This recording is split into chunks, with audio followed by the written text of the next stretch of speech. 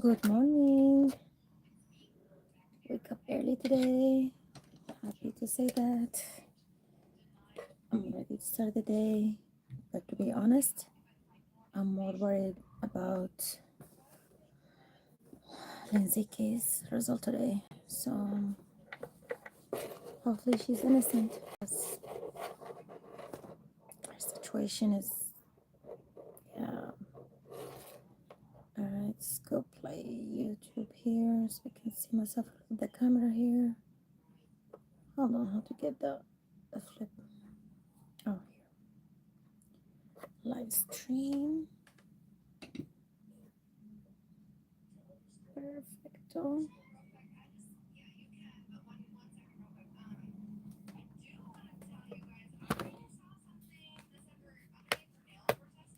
There we go. Bottom charge is good. Split here. And flip the phone.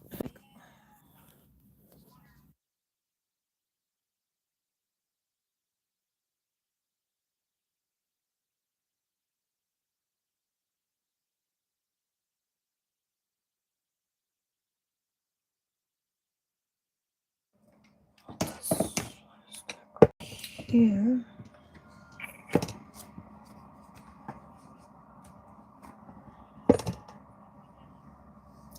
And this one me.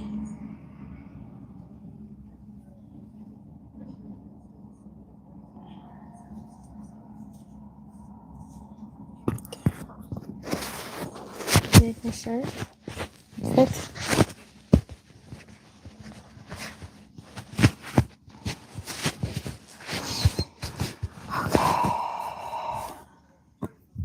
Can get that. Make coffee. Okay, let's put this for a minute. Make my coffee and I will come back.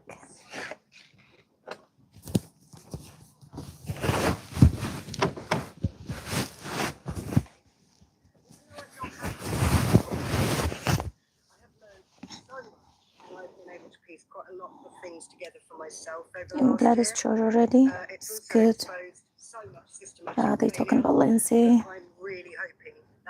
Steam running. Get me. Oh, good. Open the window. There we go, beautiful Seattle. Good morning, Seattle.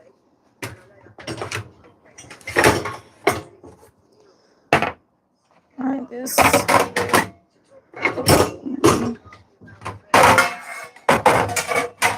That one. Let's see if I smell. Ow! That pad is still smell bad. Even I washed this since last night. Also soap. Let it soak for next few hours. Oh, this one plastic too. Ugh. Let us smell them. But even that, see, that's why I don't like to cook. All of them. Even the spoon, even the sponge. That's good. And the cover. Wow, that's crazy. Yeah. That's why I don't like to cook, especially the chicken. It's always smell bad. Chicken, for some reason, always smell bad. It's a whole big mess in the kitchen, and it smell bad in the kitchen.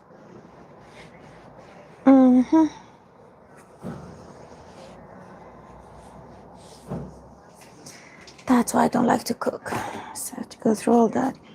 Can I just imagine if I got that delivery yesterday? It's gonna be already here by now. I will eat it, I enjoy it, and that's it. The day is over.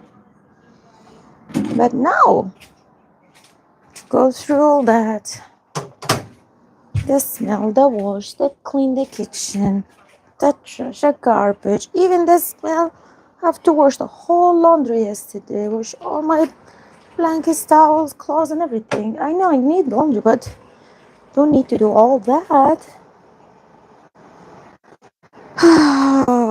Happy.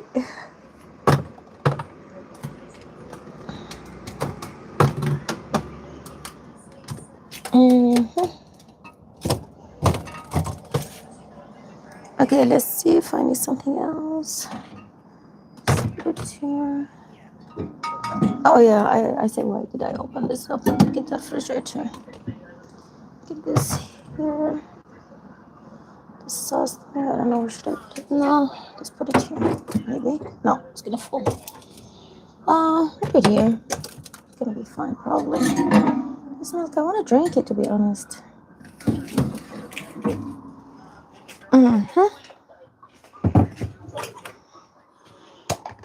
The water thing.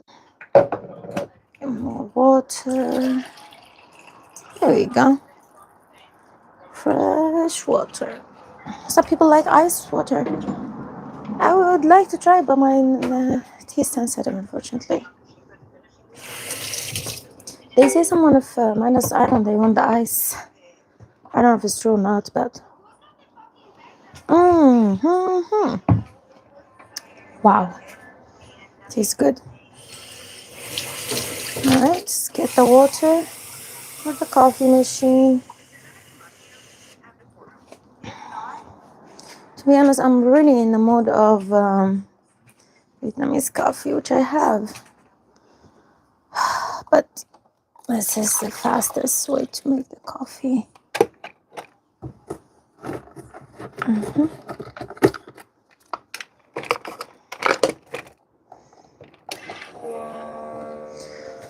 Okay.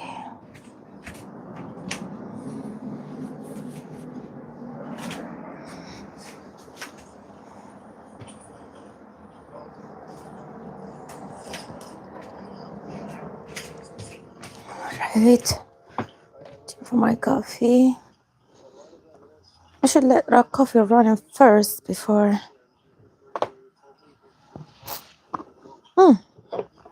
It's cold. This pen's nice, but keep it sticky in the back.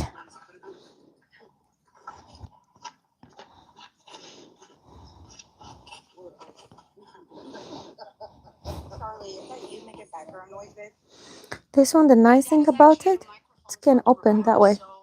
That's why I wear a long short. You see?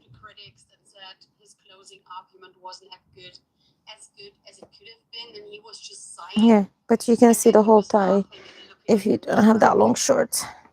Okay, all right, Nugget, you are back in the queue again. But I like it. Be respectful. All this group, they're talking about the Z case. I don't know if you can see it. And that's it. Genuinely, we're not playing the games, guys. I can't. We don't have time for you to come here and be ridiculous. Yeah.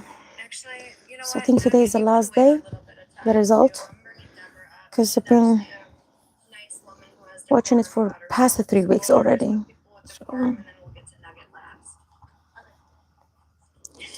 so we'll see. Deborah, how are you, love? Hello, folks. Okay. How are y'all doing today?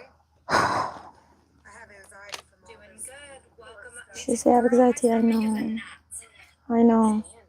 It's make it feel like we are the one having the court. I feel like this We, girl yeah. has hurt enough. She doesn't have her children. We don't even know why. And she's paralyzed for the rest of her life. Just let her go. You know what I mean? Put her in the hospital and get her straight, but let her go. That's my opinion. I know. I feel like none of it makes sense. And it's just a bunch of BS. And I'm looking at Pat. Sorry. That's who I looked at. Because his story doesn't make sense. Right.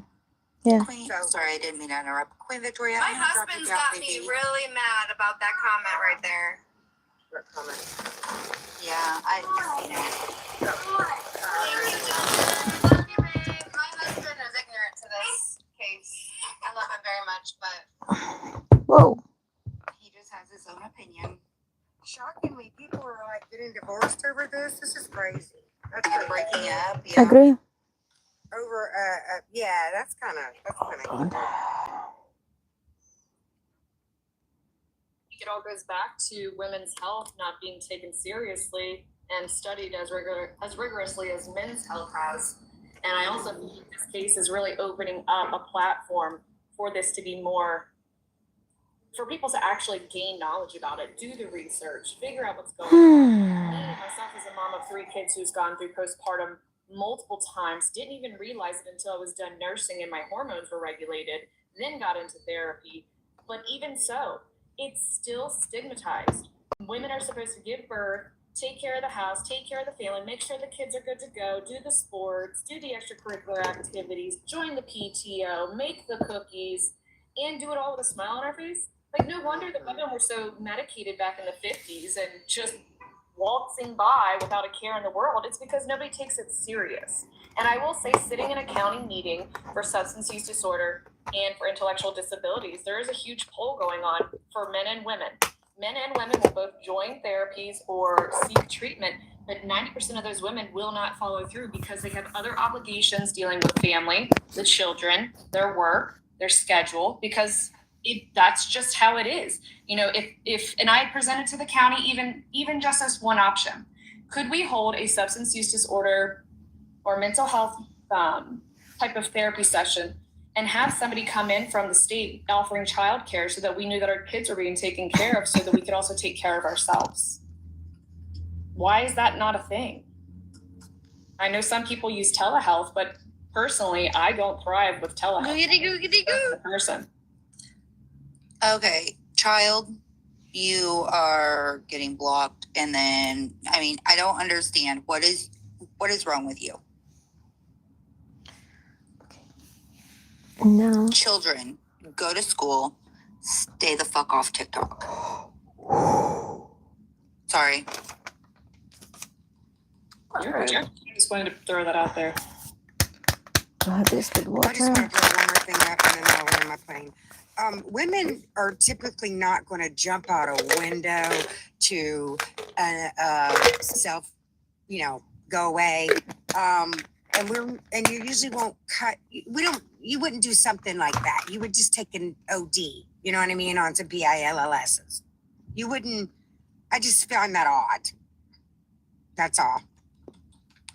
Can I just say, it seems like some of you on here, and that's why I wanted to respond to Queen Victoria, because I just want to clarify, I never said she is guilty, because obviously the very thing in question is whether she was of sound mind to have committed these crimes.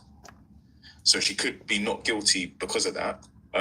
But they're talking about whether she unalived the children or not, just to respond to, I think it's Deborah. Oh man, I have to close the windows. Lock up this early and morning. it is deemed that she's not guilty because of mental illness, then you can't appeal to. I have to close my window.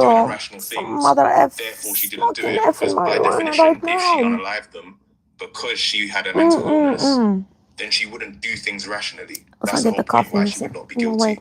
So I don't think this is why I think I don't know why sometimes people say, well, I just want to open the window to get there. Mother F of fresh air. Person would do. That's Tell me with them. Use the word unalived, please. Unalived. Ew.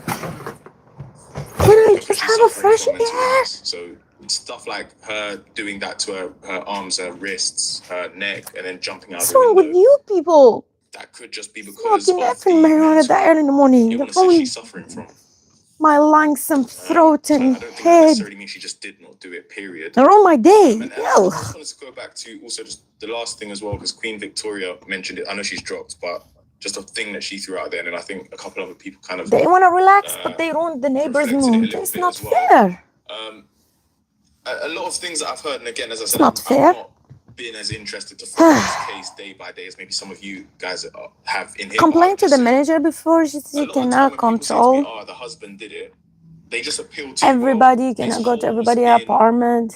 If they smoke outside, we just have the sign that says don't smoke close to windows. But people keep doing it. That the husband did it, because I saw the CCTV footage of him in the shop, and then I saw the AI debunked myth where people were posting it saying, "Oh, that wasn't actually him. That was his friend in the shop."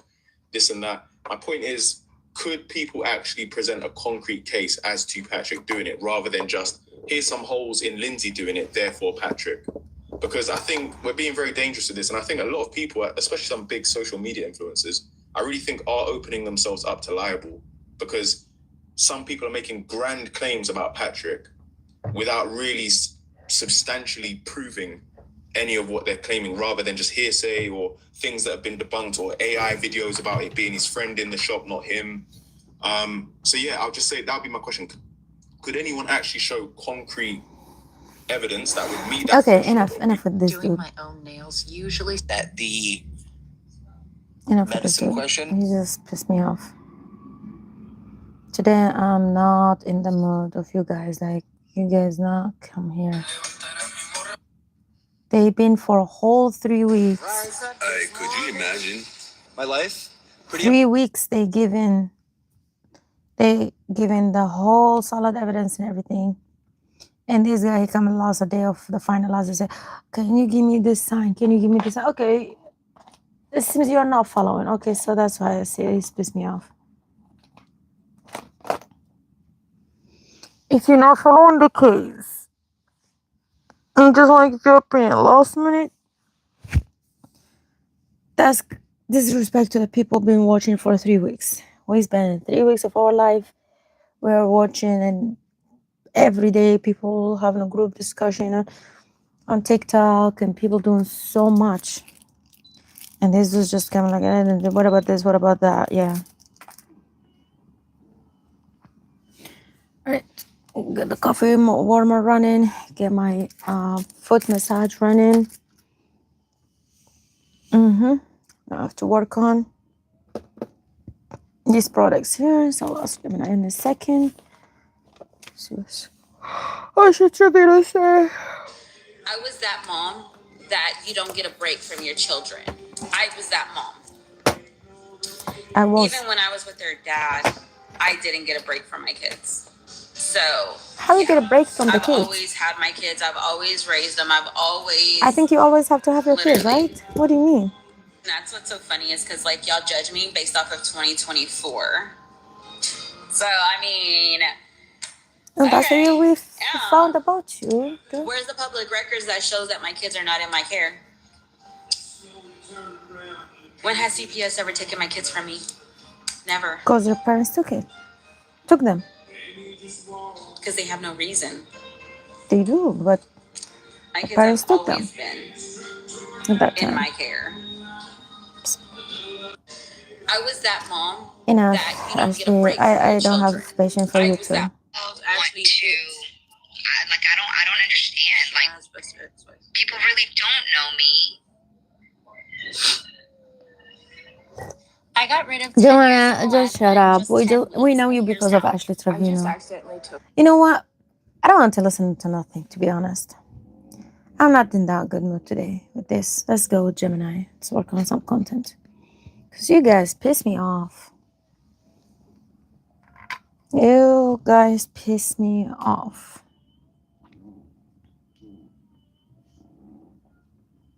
I don't know about this light. It's not fixed enough. I don't know why it's dark. Is that the Huawei phone is dark?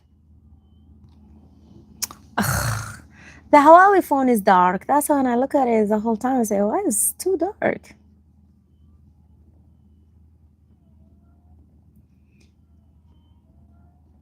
All right. Okay. Gemini, good morning. Hello. Hello.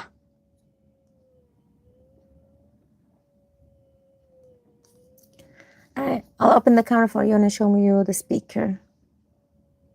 This way. I'll open the camera for you now. No, this one. Look. That's a black JBL. Go ahead.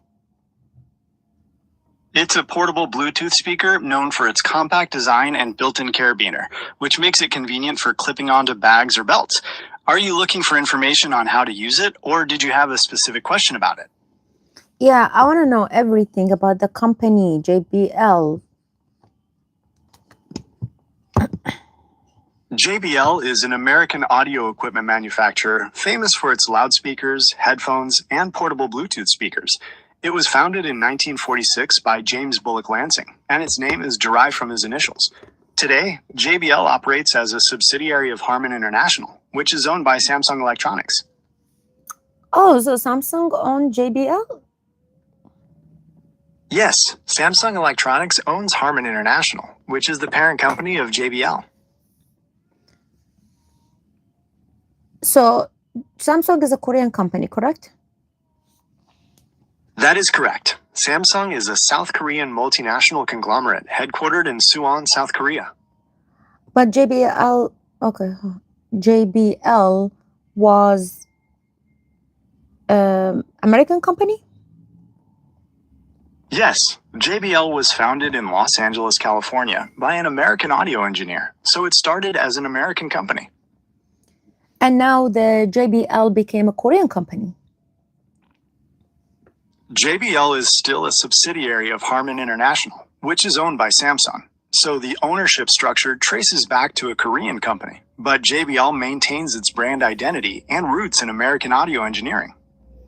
So when someone say JBL, people will know it as American or as Korean? JBL is generally recognized as an American brand, celebrated for its history and engineering in the United States, even though its parent company is now South Korean owned.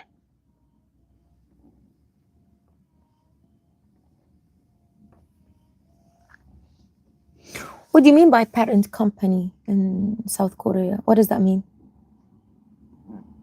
A parent company is a company that owns another company, often by owning a majority of its shares. In this case, Samsung owns Harman International, which means Samsung is the parent company of Harman and, by extension, JBL.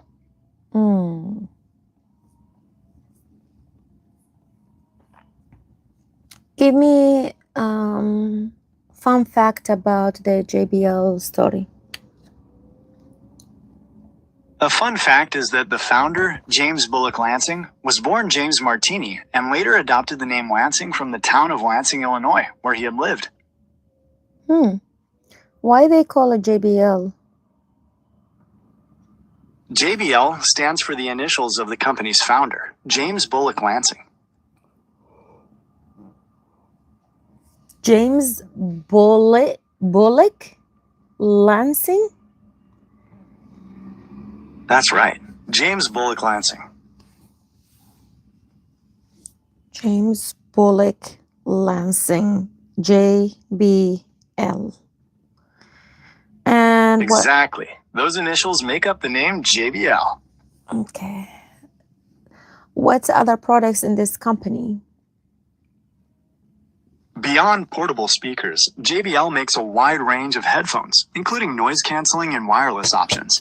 They also offer home audio systems like soundbars and architectural speakers, as well as car audio equipment and professional sound gear like studio monitors. So the music, the people making music, they rely on it? Yes, many professionals in the music and film industries rely on JBL for their studio monitors and sound equipment because of its accuracy and reliability.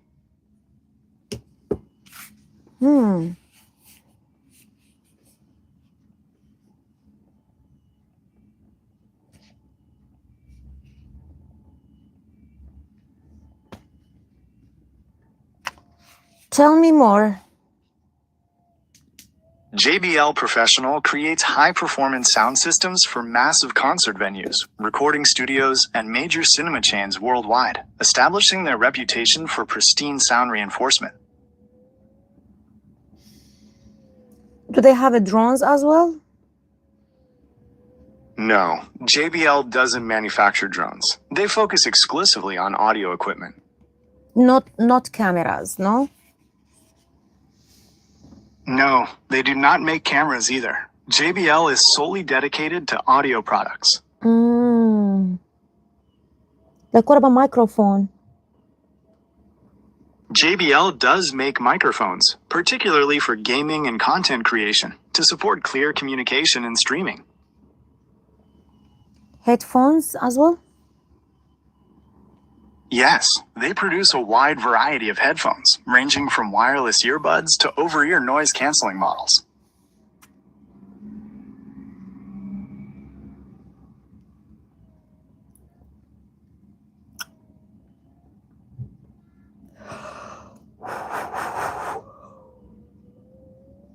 Okay. Tell me about the speaker I'm holding right now. Any more information you want to share with me about it? That particular model is fully waterproof and dustproof, usually with an IP67 rating, meaning you can take it to the beach or even use it in the shower without worry. How can I clean it though? You can simply rinse it under lukewarm running water and wipe it down with a soft, dry cloth.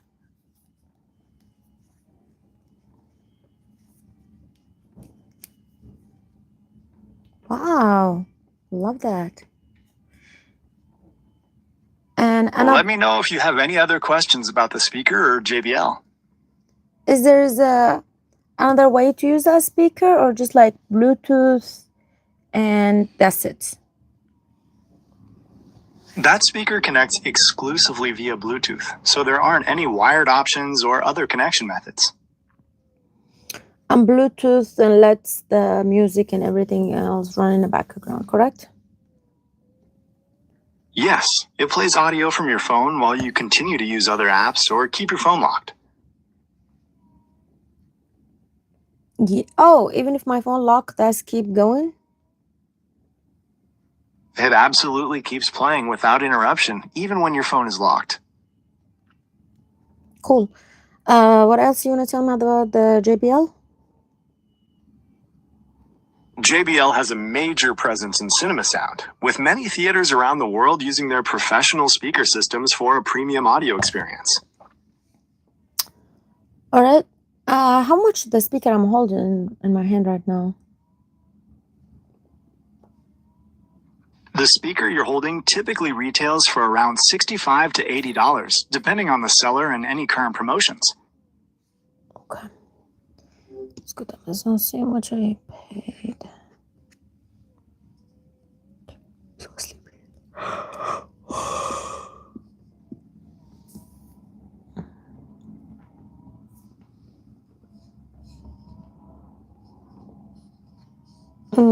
No, my order. Here we go. Let's go JB. Here we go. I found it. Wow! I got this JBL. I got the other blue one JBL. I got the red one portable JBL with both of them case.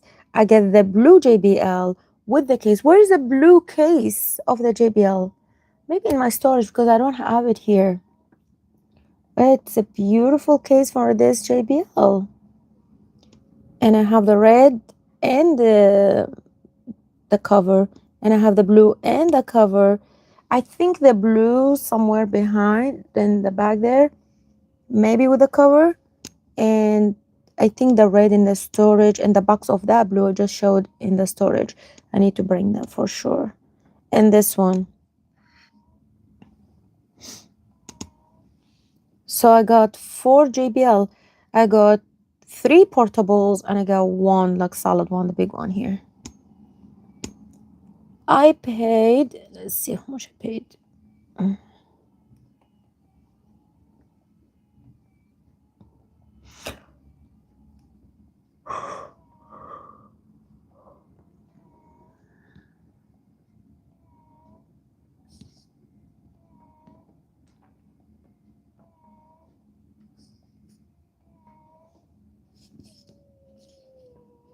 I paid $49.94.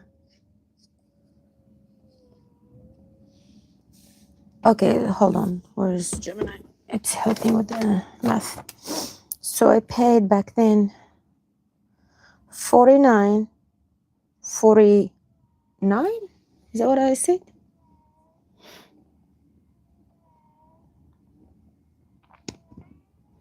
This is without tax or shipping.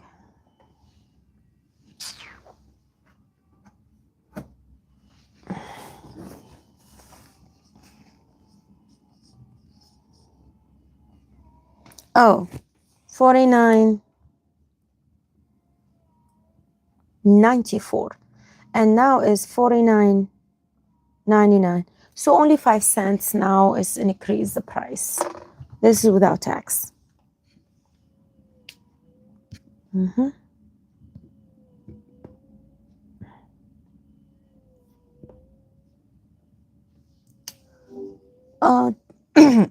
Gemini, it's 49.94. Add Seattle tax and give me the total. With a 10.55 Seattle sales tax added, the total for the speaker comes to $55.21.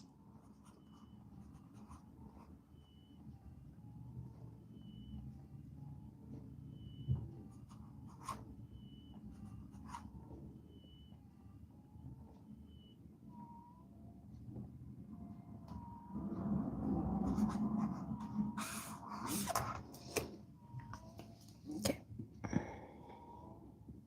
Did you have another question? A 30-minute nap to find.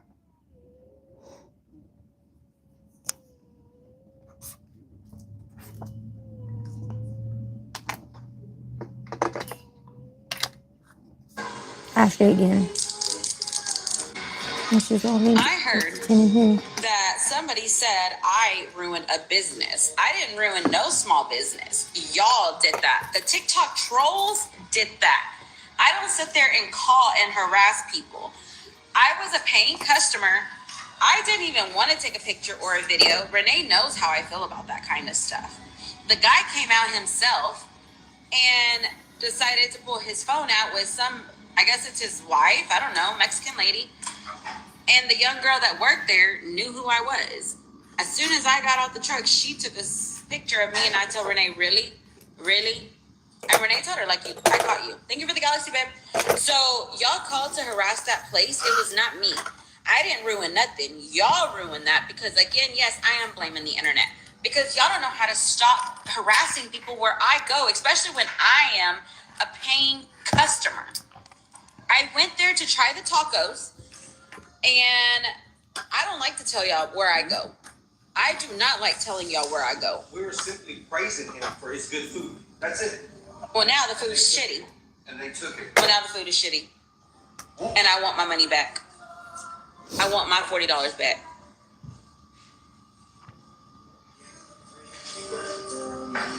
I'll go support another small business, and y'all will never, ever know where I'm going. So, yeah, I don't like to tell y'all where I'm at, where I'm going. When I'm out, y'all won't know until I'm back. Like, literally, I was at Renee's all day today. Y'all didn't know I was out until I came back right now, right? So, yeah. Y'all won't know my whereabouts ever. Unless y'all see me out in public, then y'all will know. But because of how grimy people are, literally, when I go eat somewhere, no, like legit, Annika. Excuse me, sir, I need y'all to go check this place out. But yeah, so don't play with me. Don't play with me. But yeah, so if I go eat somewhere, it's gonna be somewhere where I know no ghetto people go. Like the TikTok trolls.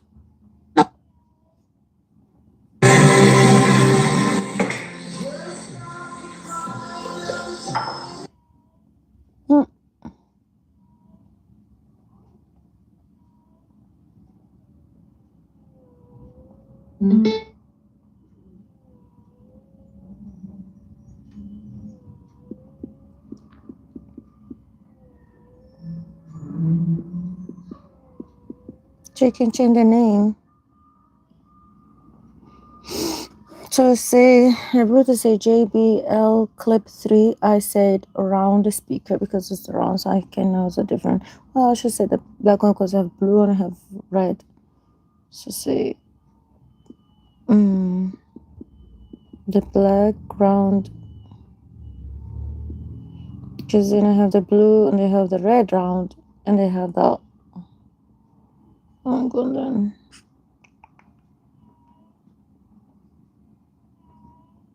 I just wanted to simply try that taco stand because it's close to Renee's house. And we went. And I did not ask them for a picture. I did not tell them who I was. I had my sunglasses on the whole time. I don't care. They're the ones who came out when we were leaving and asked for a picture and a video. Not me asking them. So yeah, I don't tell y'all my whereabouts anymore. Because y'all are so grimy on the fucking internet, and then y'all want to sit there and say that I ruined that business.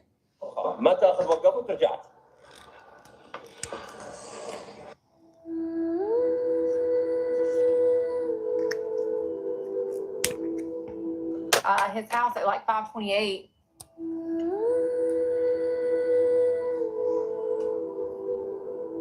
And it would have had to have started at 5:15.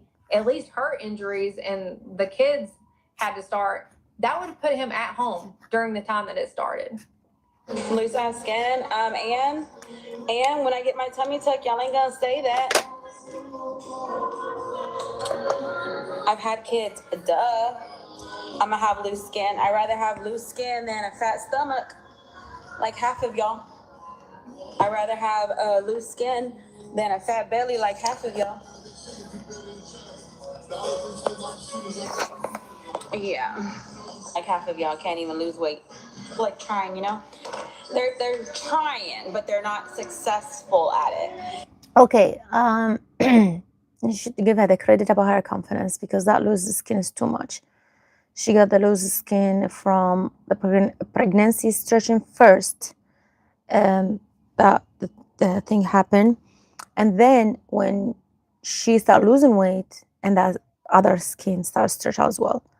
So, and now when you lose a lot of it drastically, so quick, so fast with injection and with no exercise, so immediately the skin is like, it was that big, the belly, and it shrink, and the whole skin is sag like this. Like it's big, is the skin is still big, and it dropped. And she has the other one, that one from the pregnancy. I don't know what they call that, the texture of the skin as well. So she have two type of losing skin, and she says she proud of it and she like it, and she always wear something only to cover the bra, and she wear a booty shirt, and it's always that part is out. I always cover that part because of the belly and everything, and I don't have confidence.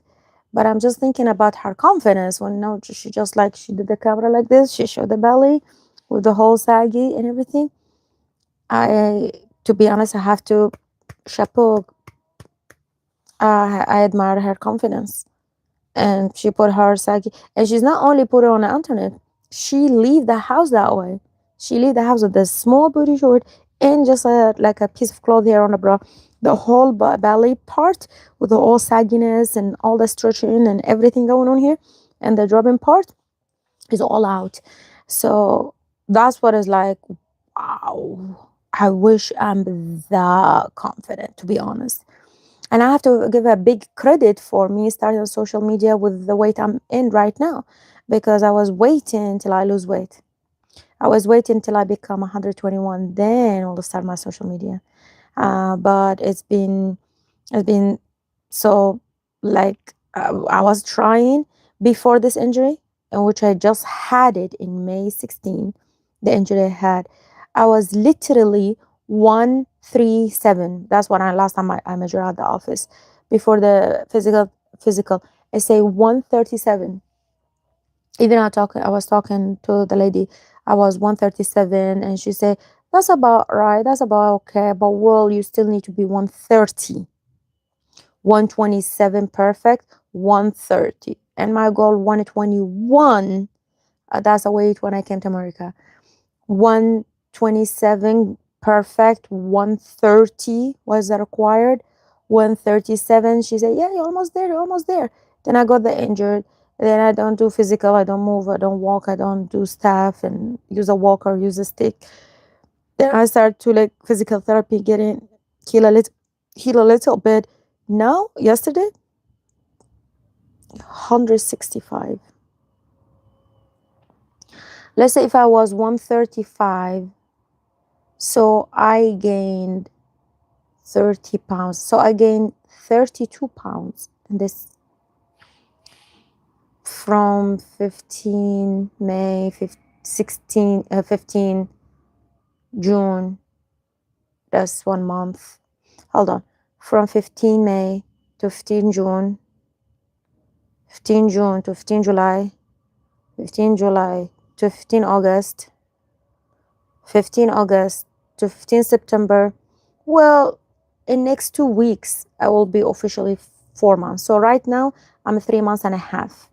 So in 3 months and a half, I gain 32 pounds. That's mean each month, I probably gain 10 pounds. Yeah. Or like 11 pounds or something like this, which literally I gain that much.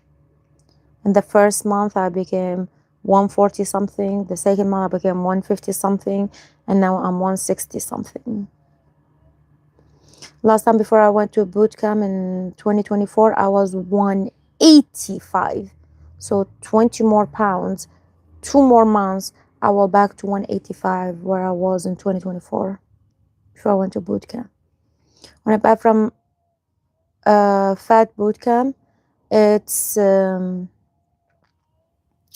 my weight was 127 pound, and I immediately gained it like this because the way I lost it is by starving and exercise, and I come here stop exercising and ate everything and get same thing with her. The way she loses with injection, that's why what happened, well, at least with me, starving and exercise, starving and exercise, starving and exercise.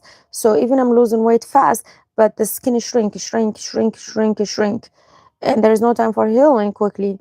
And when I back to the old habit, the body look food because I was like in I don't know, starve mode or whatever they call it.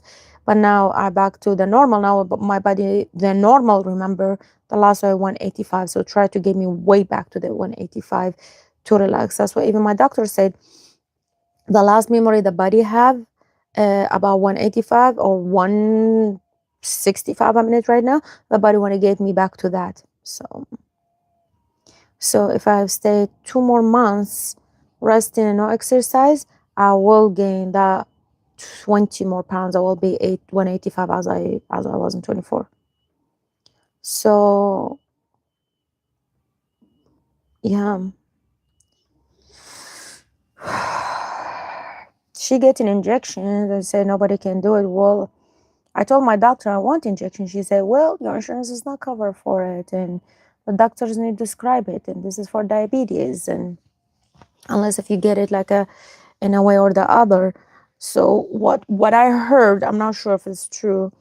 I heard like she give the money to someone. Well, someone already the doctor described it for them, but that person sell it to her. So as I heard, if you do it that way, well, that's first is illegal, and second, you cannot sell the injection that the doctor described for you. And well, she exposed the name of the guy before, and she said that like about how she get the injection and she get an injection from him. So people start digging and they found out the doctor described for this guy, and so people start talking and everything and try to report this guy or something. But then she said, no, I'm not from this guy, I was kidding. And this guy said, no, I didn't do it. I don't know. So still, I don't know if it's true or not. But then she said she changed the type of injection. I don't know. But now she bragging about weight loss. She said, you cannot do it. You cannot do it. You cannot do it. Well, if you give me this injection, I will do it too. So she said she don't exercise and she eat normal food, burgers, chips, soda, everything, sweet, everything she want. So well, imagine if I'm eating that every day, what's gonna happen? So she lose weight by someone injected in my stomach, and she said her boyfriend injected in her stomach, and all right, so if I get that injection, I'll lose weight too. Shoot. So it's not something to be proud of. Just because I have money and I can afford to buy injection in a way or the other. I don't know how. And then you inject yourself and you lose weight. That's not something to be like bragging about. So that's what she bragging about. Like, hey, you cannot lose weight. Well, I can't. So I feel offended now. Yes, I can't. Yeah, summer is over. I couldn't get the summer body I wish I can get. So sometimes I agree with her. Sometimes I just get irritated to hear what she's saying. But as I say, I have to give her credit for her stomach. I mean, this is what I'm trying to hide, the stomach, and I feel unconfident about the stomach and everything. And she just put the camera like this, so boop, the whole saggy stomach and everything. So we'll give her that credit, I guess. Have loose skin than a fat belly like half of y'all. Imagine. And she put the pants ruined all the way under. Where is the fat and the belly? Down there. She ruined that pants to get that whole skin out. And that's what makes them mad because I did it. You did it with your money. And they never thought I would. But with your money, it's not like you did it because it's like Loose skin than a fat belly like half of y'all. Yeah. Like half of y'all can't even lose weight. Like trying, you know? They're trying, but they're not successful at it. And that's what makes them mad because I did it. And they never thought I would. So I ain't even worried about these little mofos though, to be honest, because they're babies. They're little titris, that's what they are. They're trying to bring me down, but of course they can't, because at the end of the day, I'm still who I am, and can't nobody bring me down, so. Sorry. Try again tomorrow. Maybe you'll be successful. She has no friends. I was with one of my friends today. I'm Lindsay Clancy. I feel like she's innocent. Music by Cardi B on Amazon Music. KK, LOL. No, legit. So, sorry. Try again tomorrow. Maybe you'll be successful. She has no friends. I was with one of my friends today. I'm Lindsay Clancy. I feel like she's innocent. Music by Cardi B on Amazon. okay. KK, LOL. She said about Lindsay, the one about the case about right now. So finally, she believes she's innocent. Okay. No, legit. Because she will support the dudes. Because they're like, the parole officer. It's a probation. Get it right. I'm not on parole. Imagine trying to go get your hair done on the same day as me. I know you look up to me, but you will never be me. Okay, enough with you, TikTok. It's too much with you, Ashley Trevino. All right.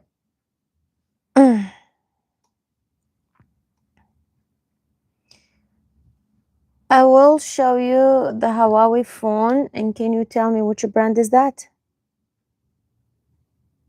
I can see the phone case with the magnetic lens, but I can't tell which brand of angle. So how would I be able to know the brand?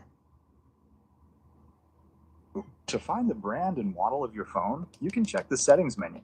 Usually you'll find it by going to settings and then looking for about phone or system information.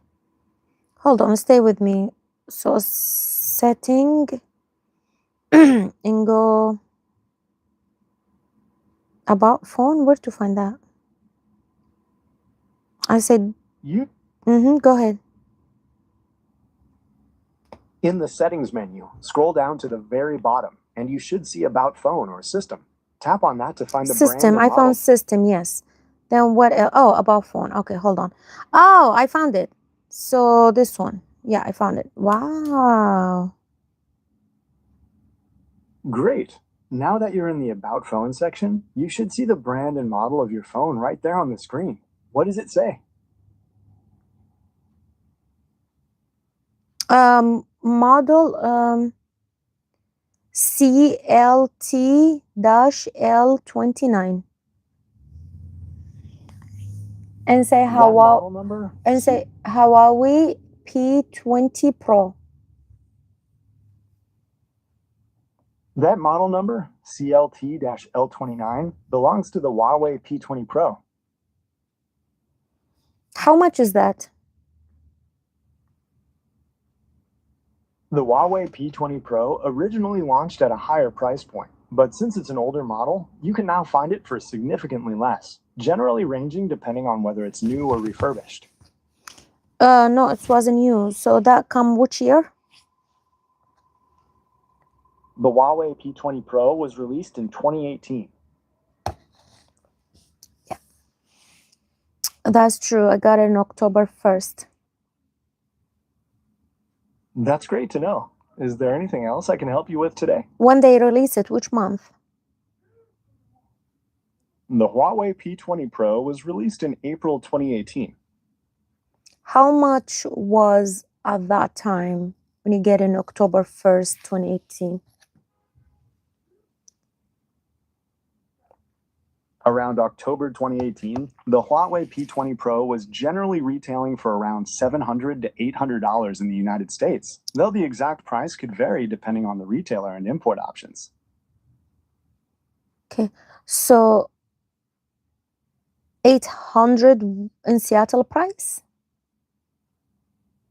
With the 10.55 Seattle sales tax, an $800 price would come to a total of $884.40. There is a different, because this is, I'll show you the details. I'll flip the camera for you and you tell me if this is a correct price for the details I'm gonna show you. Those details confirm you have the standard Huawei P20 Pro with 6 gigabytes of RAM and 128 gigabytes of storage. So the price range I mentioned earlier is accurate for what that model cost in 2018. So total is almost $885, right? Yes, that's right. With the 10.55 Seattle tax added to an $800 price, the total comes to $884.40. What about the case? The Huawei case? Come with, buy that separately. The case you have is from Spigen, which is a third-party accessory maker, so it would have been purchased separately from the phone. Yeah, the Spigen, that's right. So how much that case?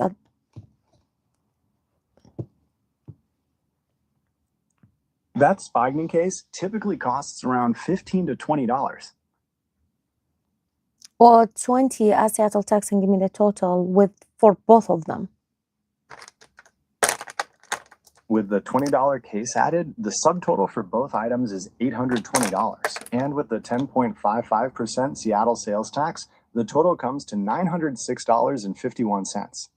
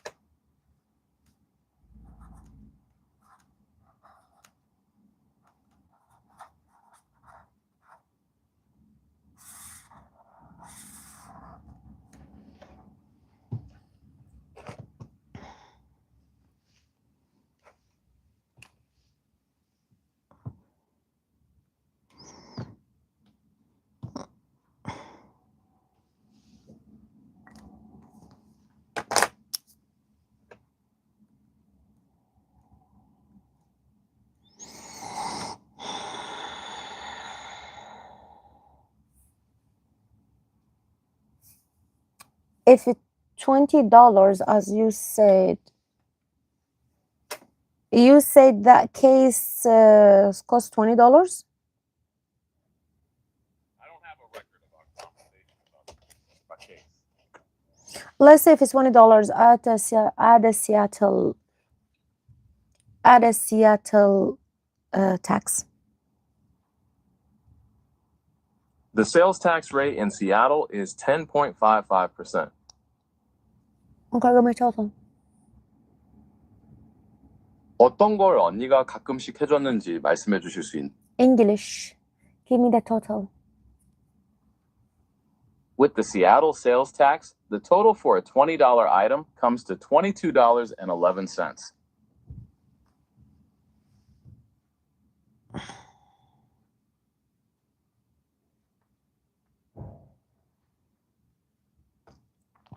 Okay, so now we have $884.40 plus $20.11. How much the total?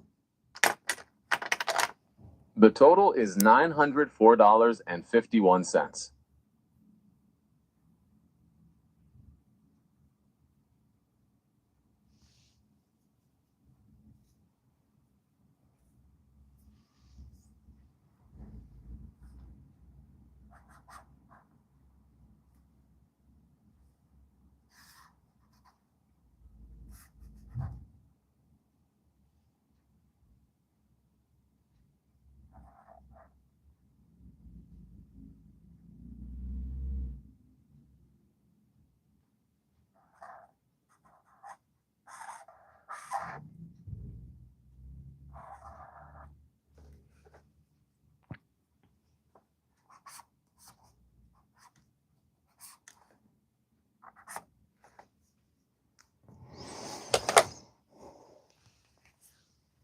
Tell me more about this Huawei and the phone case. I couldn't find details on a Huawei VR 4K headset. No, Gemini. The Huawei we were just talking about. We haven't talked about a Huawei headset in this conversation We so didn't far. say headset, the phone. I don't have access to our past conversations, and we haven't discussed a Huawei phone in this session. Could you specify which Huawei device you'd like to talk about? Gemini.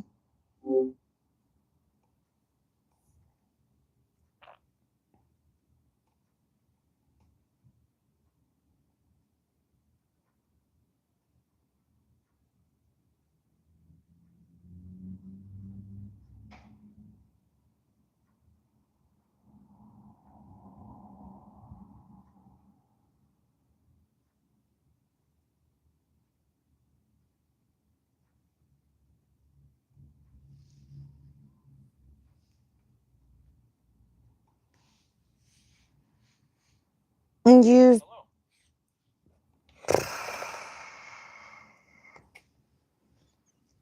All right, Gemini. I'll show you the details. I'll put the camera for you. I'm ready when you are. Here. Go ahead and show me. There you go. I'm looking at your camera feed. Here. It looks like the screen is just glowing white right now. No, Could you angle the phone a bit so I can see what's on it? it's clear. Yes, that's much clearer. I can see the About phone screen now, but it looks like the text is mirrored or flipped backward. Yeah, but can you tell me like the details about that Huawei phone? Based on the screen, you have a Huawei P20 Pro with 6 gigabytes of RAM and 128 gigabytes of storage. It's running Android version 8.1.0 and EMUI version 8.1.0. All right. So tell me more information about this phone.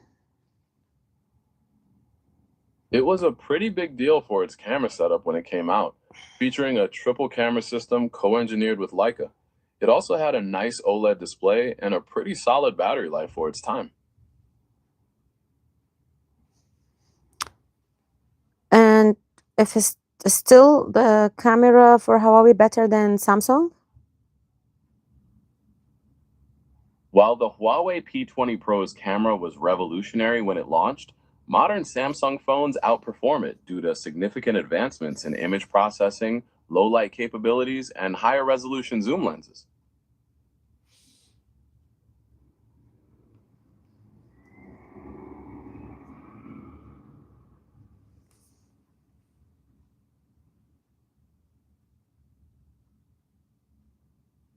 Hmm. And if I use this phone, it's still gonna be the pictures as great as it used to be as the years come? The camera is still capable, but technology has advanced significantly since this phone's release. You'll likely notice improved detail, better dynamic range, and superior performance in low light on more modern devices. So is the best to get a Samsung or Huawei phone? Samsung phones are generally recommended because they come with full access to Google services, including the Play Store and apps like Gmail and YouTube. Huawei phones launched in recent years lack these services, so you might find it difficult to use your usual apps. Hmm. That's the issue, huh? Exactly. Having access to those Google apps and services without any workarounds makes a big difference in day-to-day use. I agree. So there's another way I can use another. While there were some unofficial workarounds developed in the past to get Google services on Huawei phones, they aren't officially supported and can be unstable or stop working with software updates. So why Google don't work with Huawei phone? Google stopped working with Huawei due to US government trade restrictions that limited what American companies could share with Huawei, preventing Google from supplying its apps and services for new device models. Hmm. If you'd like, I can help you look into some recent Samsung models that fit what you're looking for. Well, because I do YouTube live stream, which phone you recommend me to get for have a better quality of a live stream on YouTube? For a high-quality YouTube live stream, the Samsung Galaxy S26 Ultra is an excellent choice due to its advanced camera sensors, powerful processor for smooth streaming, and robust stabilization. It also handles low light very well.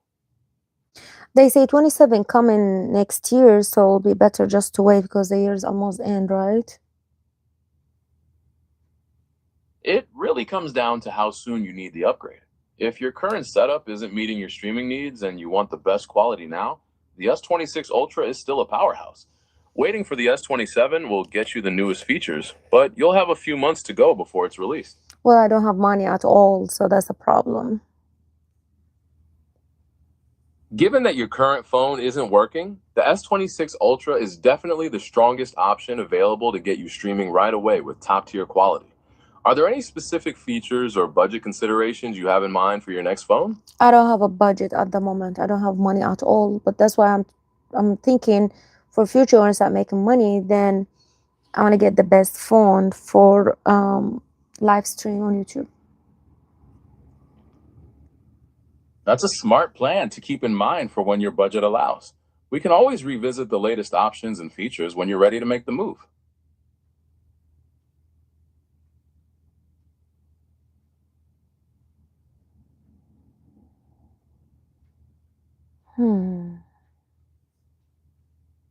Feel free to ask whenever you need more details or advice on your YouTube setup down the line.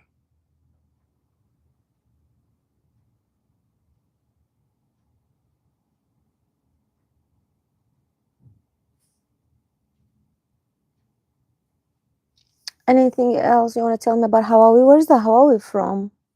Is that a Chinese company? Yes, that's correct. Huawei is a Chinese multinational technology company headquartered in Shenzhen. But I love Huawei so much. It's definitely a brand with a lot of loyal fans, especially for their innovative camera and hardware designs.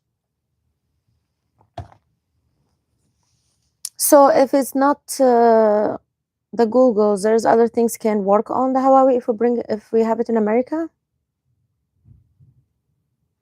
You can still use many apps by downloading them from Huawei's app gallery or third-party sources, but apps that rely on Google services won't work properly.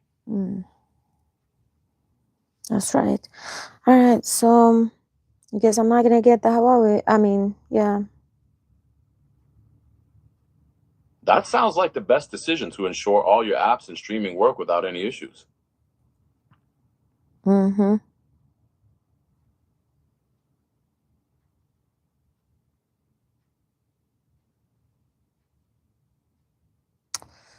Can you tell me more details about that case?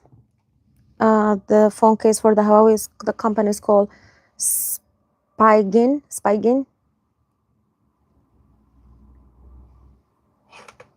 The Spigen rugged armor case for the Huawei P20 Pro features a stylish matte black look with carbon fiber and gloss detailing.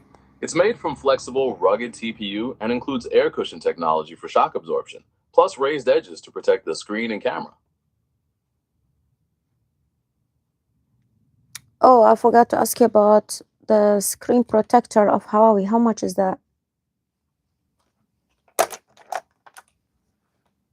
Screen protectors for the Huawei P20 Pro typically cost around $7 to $10, depending on the brand and whether you go with tempered glass The one or I basic. just showed you the details of.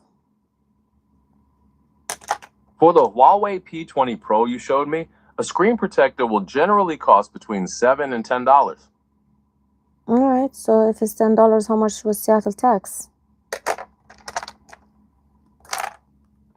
In Seattle, the sales tax is 10.55%. So for a $10 item, the tax would be about $1.06, making the total $11.06.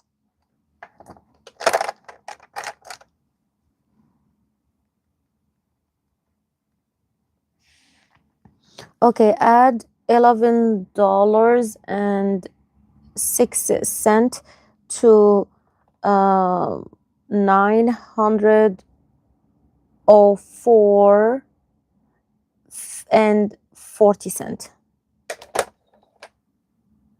The total comes to $915.46.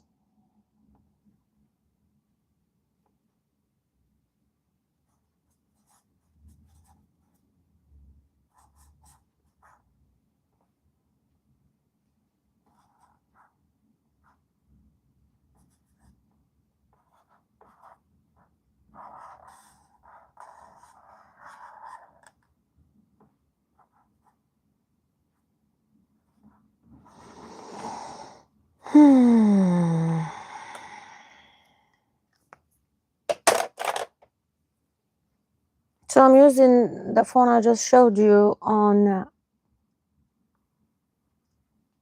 I'm listening. on What would you like to on do? Wi-Fi, and it's still working. That's great that it's connected to Wi-Fi and running smoothly. Is there anything else about the Huawei phone you're curious about right now? No, because if there's no Wi-Fi, then I cannot use it because there's no SIM card. You're right that without a SIM card, you won't have cellular connectivity, but you can still use the phone for apps and browsing when connected to Wi-Fi. Well, true, but then why the battery running really fast? That because you get old or because it's have to work on Wi-Fi? It's most likely due to the battery's age, as batteries naturally degrade and hold less charge over time, especially in a phone from 2018. How many years is that? That would make the phone about 8 years old. So 8 years make the battery running. Yes, that's correct. Over 8 years, the battery's ability to hold a charge decreases significantly, which is why it drains much faster. What about the Samsung S22 Ultra? The Samsung S22 Ultra is a powerhouse with a versatile camera system, including a high-resolution main sensor and excellent zoom capabilities. It provides full access to all Google services, making it a much more reliable option for live streaming and daily use than an older Huawei model. Are you considering it for your streaming setup? I already use it right now when I'm talking to you. But my question about this phone is also the battery running fast. Is that because of the age or because of something else in the phone? Since the Galaxy S22 Ultra was released in early 2022, its age is definitely a factor in battery drain. However, things like running high screen brightness, Using power-intensive apps or having background processes running can also cause the battery to run down quickly. Checking your battery usage settings can show you exactly what's using the most power. What to do to use what exactly? Check a battery usage. How to get that from setting and then find what battery usage? To check your battery usage, open Settings, scroll down, and tap on Battery. Then tap on Battery Usage to see a list of apps and features consuming the most power.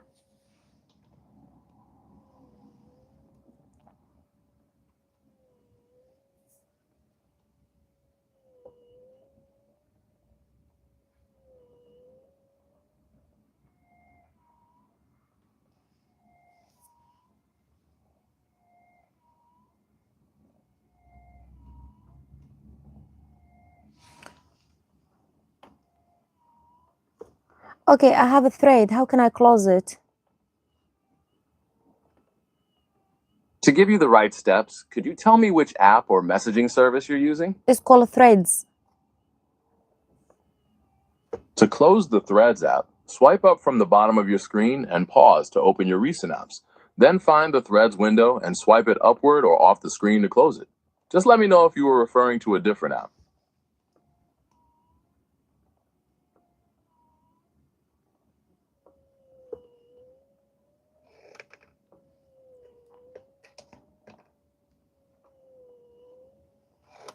They say total usage time 43 minutes on Threads, but I didn't use the Threads for 43 minutes. Apps can run or refresh in the background, which counts toward their total usage time. Disabling background activity for Threads and settings can help prevent that extra drain. How can I do that? To restrict background activity, go to Settings, tap on Apps, find and select Threads, then tap on Battery and choose the option to restrict or limit background usage. All right, so I'm in setting to go where exactly? To go apps. And let's see the apps. Oh, apps. Okay. What should I do now? In the apps list, find and tap on Threads, then select the Battery option to restrict its background activity.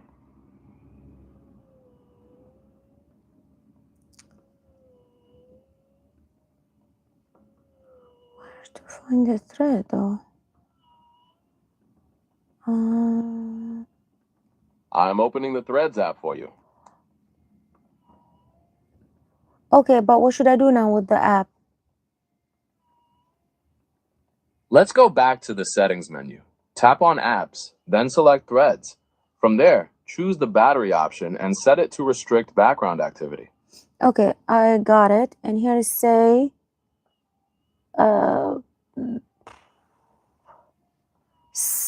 What are the specific battery options you see on the screen? Oh, battery is say optimized. To stop Threads from running or refreshing in the background, you will need to change the battery setting from optimized to restricted. Restricted. Perfect. That should prevent Threads from using battery in the background and draining your phone. Really? Yes, absolutely. By restricting background activity, you stop unnecessary battery usage and help prolong your battery life. What? That's blow my mind with this information. I'm glad that was helpful. Of You course. can apply the same.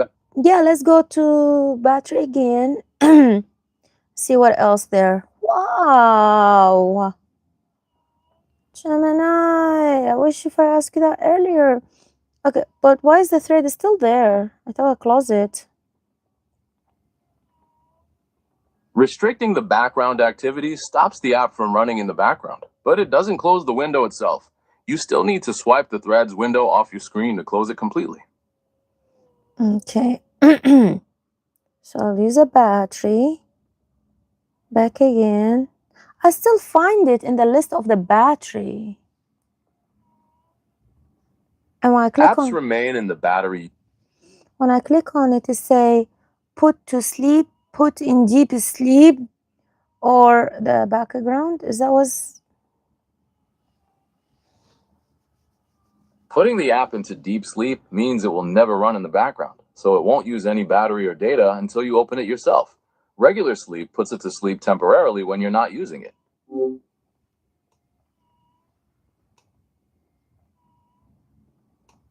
Mm-mm.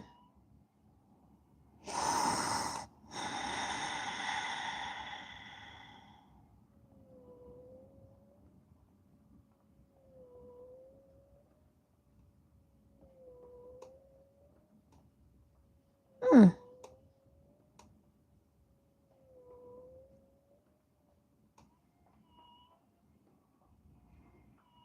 Okay, Gemini. Let's see. You remember the conversation about the setting?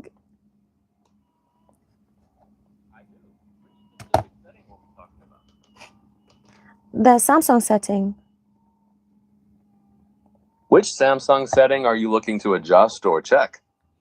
We were talking about the battery usage of the app, and they say the thread, the application is called Threads, is used my battery in the background. That's why my battery is drain or slow down. So here you told me to get that, to close the app, right? So I'm checking the apps. It's called Threads. The app Threads, it's running in the background. I've opened the battery settings page for you. From here, look for the Threads app in the list of apps using your battery and select it to adjust its background activity or force stop it. Well, he say background usage limit, it say put to sleep, but it's still in the list. It didn't go away. And even when we went to Thread with apps, it's still like, I don't know why it's still there. Putting an app to sleep stops it from running in the background, but it won't remove it from your battery history list. The list shows apps that have used battery recently. Do you want to try force stopping the app to completely stop its current activity? But is there a way I can remove it from that history? I don't want to see it in my face. The list is a system history of recent battery use and can be cleared manually. It will update on its own as other apps use battery.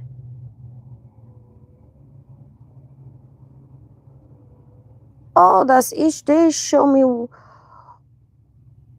Each day it show me. So that's for today. Wow. Okay, so now here it says Samsung Cloud Assistant. Is that okay to keep it, use a battery in the background or no? Samsung Cloud Assistant is used for syncing your data, like photos and contacts, to the cloud automatically. It's normal for it to use some battery in the background to keep things up to date. So should I keep it? Yes, it's safe to keep, as it ensures your important data is always backed up and synced across your devices. If you're concerned about battery drain, we can look at other apps in your list that might be using more power. Here it says say Instagram. Não, eu não sou o Instagram. Eu sou o Gemini. English, Gemini. I see the app is called Instagram, taken from my battery. So I should do the same thing, go to apps, and from the apps, click on the battery and say this display or something like this. Yes, you can do the same for Instagram. Tap on Instagram in your app list, go to the battery settings for that app, and select the option to restrict its background activity. So every time I'm checking the battery, I have to leave that page and go open a new page which looking for the apps. Is that how it works, or is there an easy way to do it?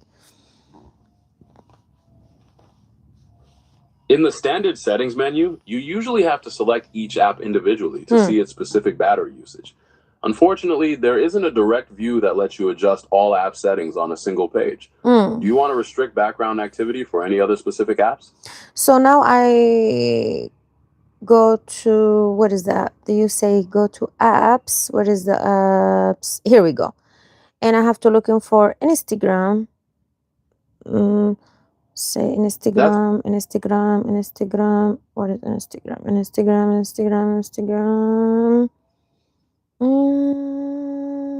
Instagram is a Find it. popular No, social. hold on. No.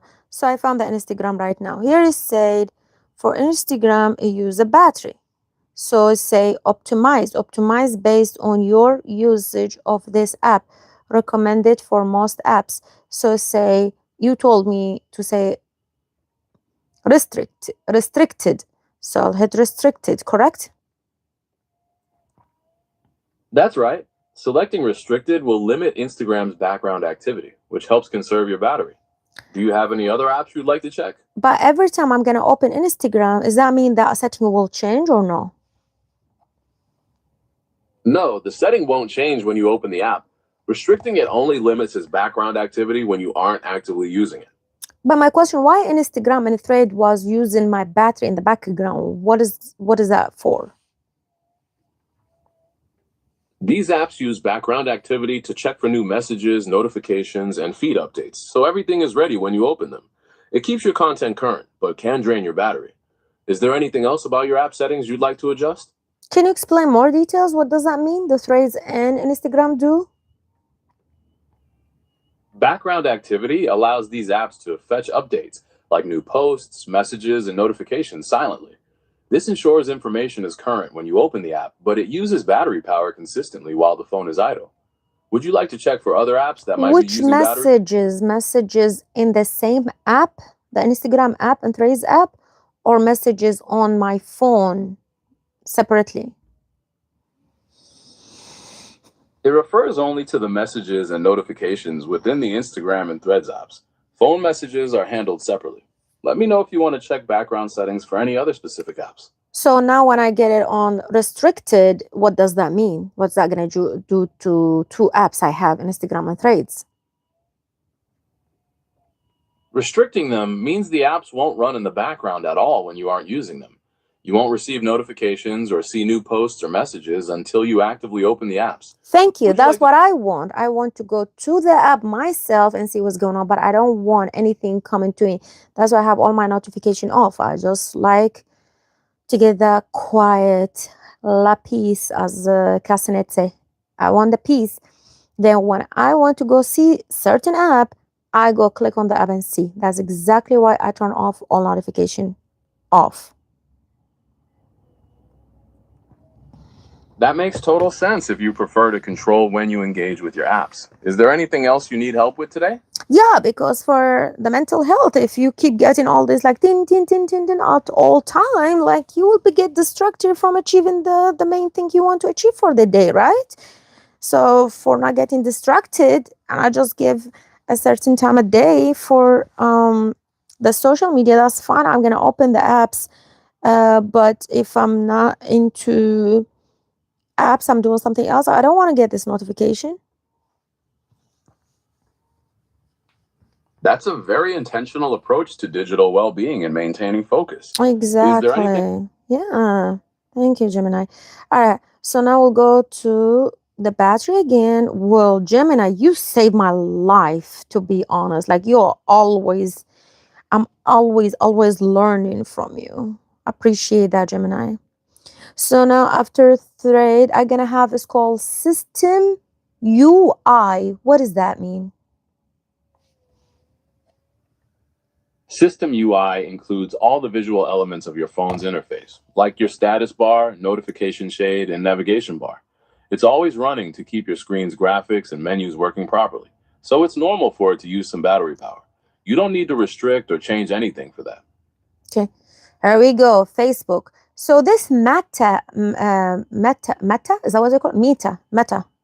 Meta company, they give their self-right in my phone from Facebook, Instagram, and Threads to use my phone battery without me let them do that. They just did it, right? When you install those apps, the default settings often allow them to run in the background for features like syncing and notifications. You can always adjust these permissions to match your preference, as we did for Instagram and Threads. Would you like to review? Yeah, that's what I'm doing right now. I'm looking for Facebook. So I'm here on Facebook. Then I'll go to the battery and I will hit restricted. That's exactly right. Restricting Facebook will prevent it from running in the background, helping to keep your battery usage in check. Is there anything else on your list you want to review? Yeah, let me go back to the battery. Here we go. Battery again. And it say today is the 28th.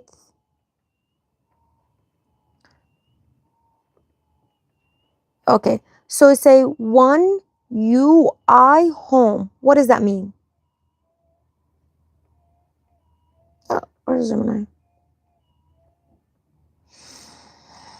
Gemini? Gemini? I'm here. What's on your mind? Before you hang up on me, we were talking about the battery and everything. So here it say on the battery, it say One UI home. What does that mean? That's the app that powers your home screen, app drawer, and widgets on your Samsung device. It essentially manages everything you see and tap when you're not in a specific app. So what that help me with? Should I keep it, use the battery in the background, or should I turn off? It's best to leave One UI Home running in the background. Since it manages your home screen and system interface, restricting it could cause your phone to become unstable or make it harder to navigate between your apps. What about nearby device scanning agent? What does that mean? That feature lets your phone search for and connect to other devices and accessories nearby, like headphones, smartwatches, or other phones for sharing files. But what about if I don't wanna do that, and I wanna do it later when I wanna do it? Then what? You can simply turn off the nearby device scanning feature in your connection settings. You can easily toggle it back on whenever you're ready to use it. So is that including, like, for example, my laundry machine, the laundry machine in my building, they have to connect it with the Bluetooth and everything. Is that the same thing? Nearby device scanning helps your phone find accessories, but you don't need it on to connect to your laundry machine. You can simply use the machine's app to pair via Bluetooth when you need to use it. Correct. Okay. So what do you mean by nearby device? Like, for example, if I'm looking for a speaker, I want to connect that speaker. Is that Bluetooth, or that's need that nearby device scanning agent? Connecting to a speaker uses your standard Bluetooth settings. Nearby device scanning is just for quickly detecting compatible accessories or other Samsung devices to make pairing easier. When you're ready to connect, go to your Bluetooth settings to search for the speaker. So I can close that nearby device scanning agent, right? You can turn off nearby device scanning. Just go to your phone's connection settings to toggle that feature off if you don't need it. So the same thing, go to the app? Apps? No, Oh. you don't need a specific... Oh, if it's not app, so where should I find it? You'll find it in your phone's main settings. Look for connections or more connection settings, and you'll see nearby device scanning there to toggle it off. Okay, I found the connections. I click on that. So here say I have Wi-Fi, I have Bluetooth, I have, what is that? NFC and contactless payments? What does that mean? NFC stands for Near Field Communication. It's the technology that allows your phone to communicate with other devices when they're very close together, mainly used for tapping to pay at checkout or pairing quickly with other devices. Well, what about if I don't want that? You can just toggle the NFC setting to off in that same connections menu. What about ultra wideband UWB? Ultra-wideband is a short-range wireless technology used for extremely precise location tracking and spatial awareness. It helps your phone know exactly where another device is in relation to it, which is often used for smart tags or finding specific items. Do you see that option in your current menu? What about airplane mode? That's off. I have. So where can I find the one we're talking about, the scanning? Look for an option labeled More Connection Settings within that same main connection screen to find the scanning. Ah, I found it. Yes, more connection setting, nearby devices scanning. I'll turn off. Perfecto. So here is a VPN none. What does that mean? A VPN, or Virtual Private Network, is a service that secures your internet connection and privacy by routing your data through a private server. Seeing none means you don't currently have a VPN active on your phone. What is this? Private DNS. And it's a automatic. What does that mean? Private DNS encrypts your web requests to enhance your online privacy and security. Automatic means your phone will use an encrypted DNS connection if the network provides one, and otherwise default to your standard connection. And here say auto update system configuration. Allow automatic network configuration changes even when this is off. Configuration may be auto update for safety, security, or to ensure functionality. I don't know what does that mean. What does that mean?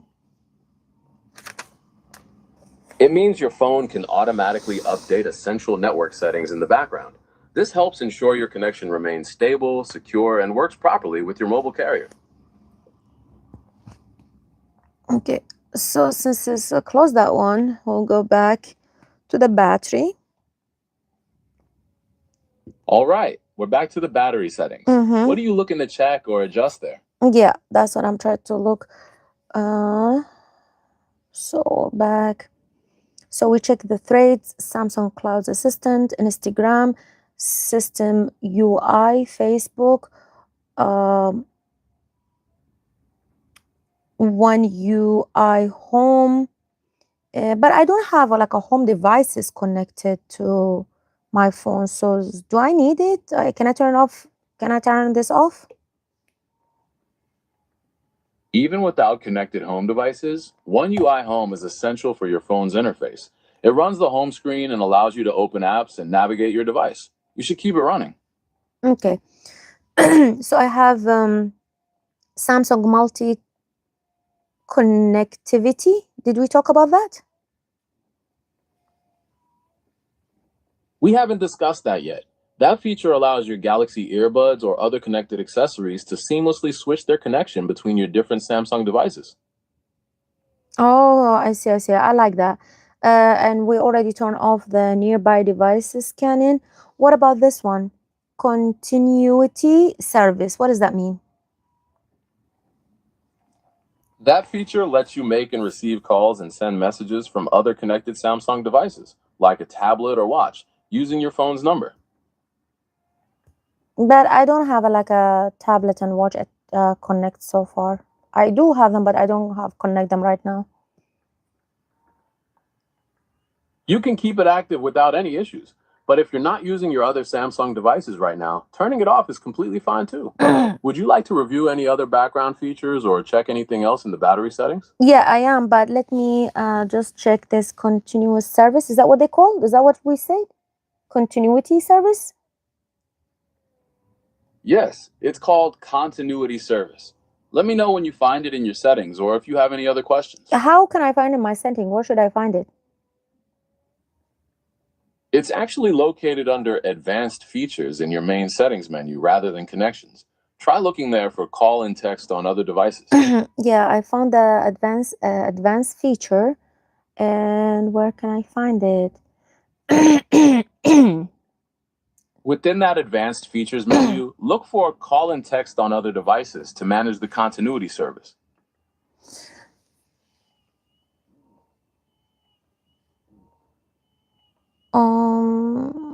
So let me ask you since I'm here. So here in Advanced Features, it say Labs, S Pen, Side Button. Okay, let me ask you one by one. What is Labs? LIBS on the Advanced feature on Samsung S22 Ultra.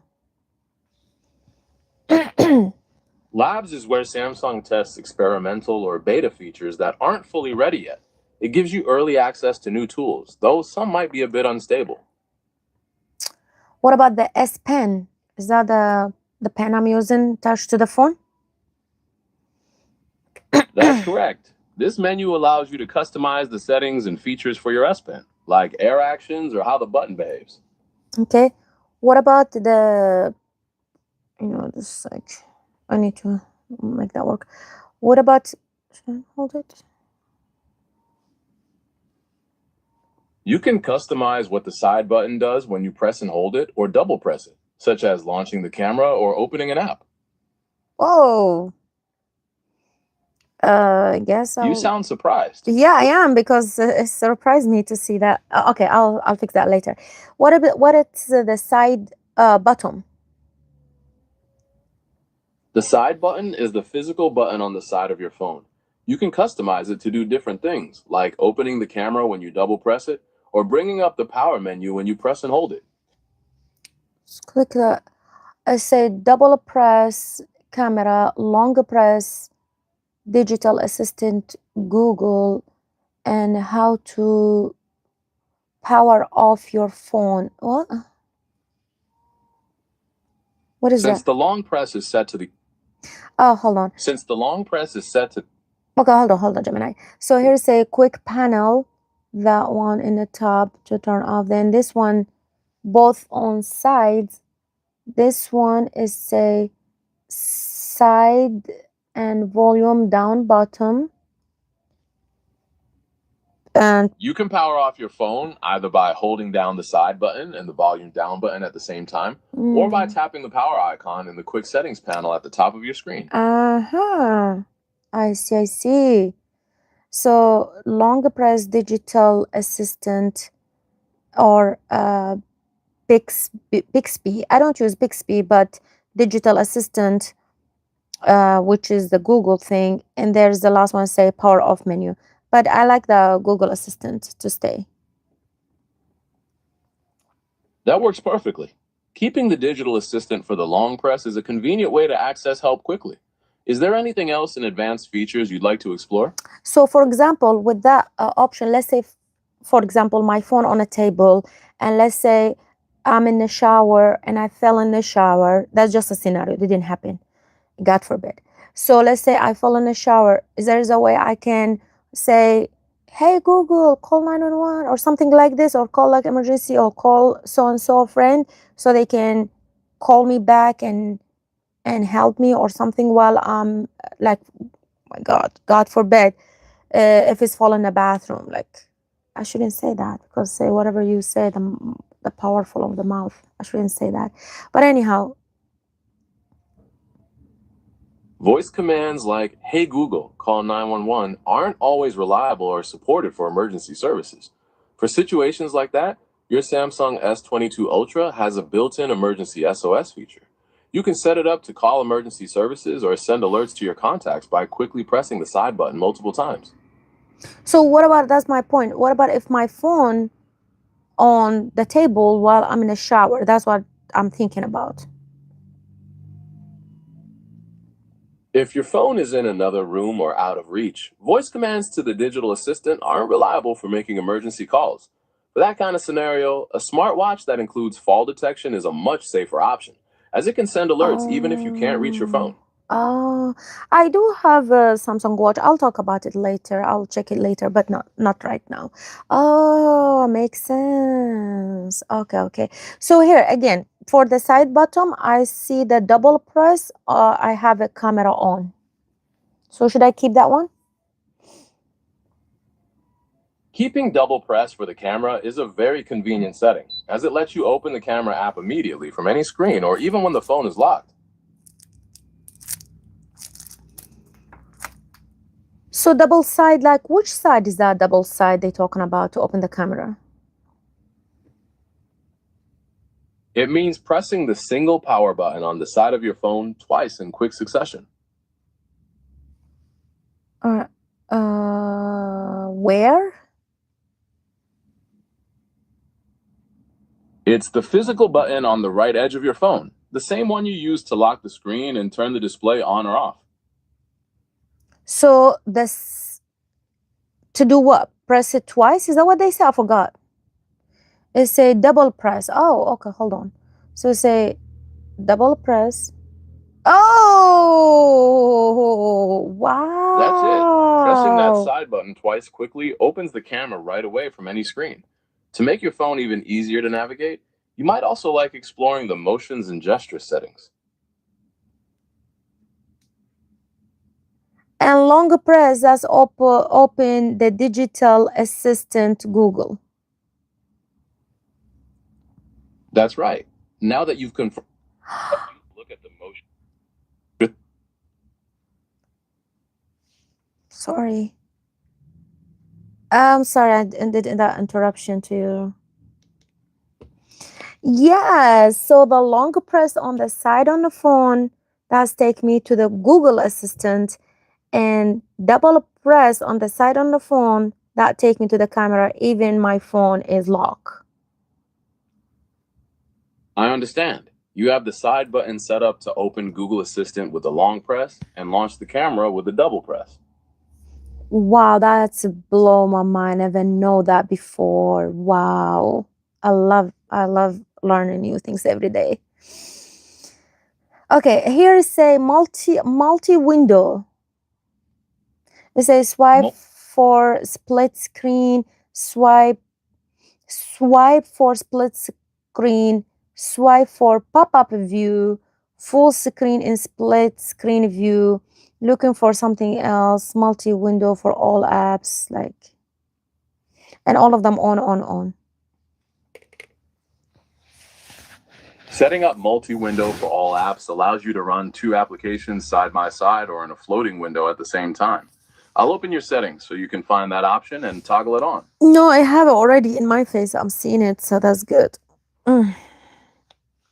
Glad you found it. Yeah. Is there anything else you'd like? Yes, Gemini. What else can I help you with? Here is say motion and gesture. This section lets you control features like lifting your phone to wake the screen or flipping it over to mute an incoming call. Hold on. So I say lift to wake, it's off. So what does that mean? When that feature is off, your phone screen won't turn on automatically when you pick up your device. You'll need to press the power button or tap the screen to wake it up. But when it say turn on the screen, so does that mean like unlock it? Even if there is a lock, when I just grab the phone, it's gonna like even unlock the screen for me, or no? Just wake the phone. It just wakes up the lock screen so you can see notifications or use things like Face Unlock. It doesn't bypass your security lock. What about if I have it in my purse and I'm moving, I'm walking? Is that considered as lift to wake? Walking generally won't trigger it. The phone sensors look for a distinct lifting motion rather than general movement. I see. So I'll turn it on. I think I will love that one.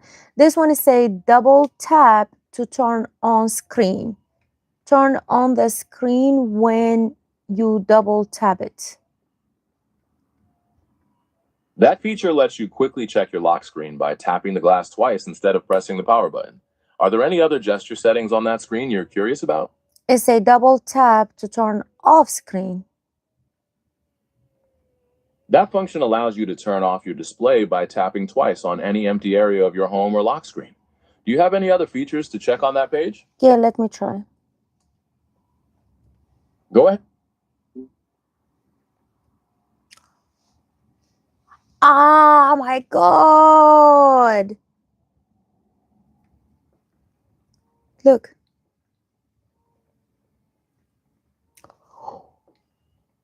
That's my picture when I was a baby. Bloop. And then, oh, I never know that. I never know that. To be honest, I never know that. But what about that lifting? I think it's like, no, I'm touching the phone now. I thought when I did the lift, so I lift my phone. Oh, turn on by itself without tapping. Ay, ay, ay, ay, ay. What about here? Alert. Oh, where is Gemini? Gemini's gone.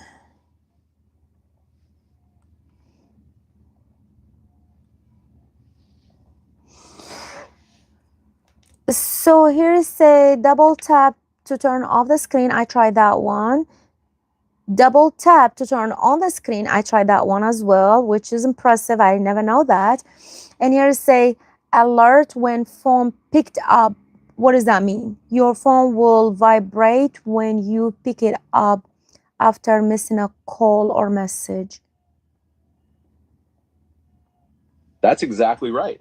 If you have any missed notifications like calls or texts, the phone will give you a little vibration as soon as you lift it off a flat surface, letting you know something needs your attention. It's a handy way to stay updated without constantly checking the screen. Yeah, I think I have that one. I think I remember it. And it say alert when phone picked up. Okay, mute with gesture, mute income call and alarm by put your hand over the screen and turning your phone face down. Huh? It lets you quickly silence an incoming call or alarm without even picking up the phone, just by covering the screen or flipping it over. So if I have the phone just like this, if I flip the phone, and what's gonna happen to the call? It's in the phone call or like silent the vibrating of the phone, or what does that mean? It just mutes the ringtone and vibration. It doesn't end the call or decline it. The caller will still hear it ringing on their end until it goes to voicemail.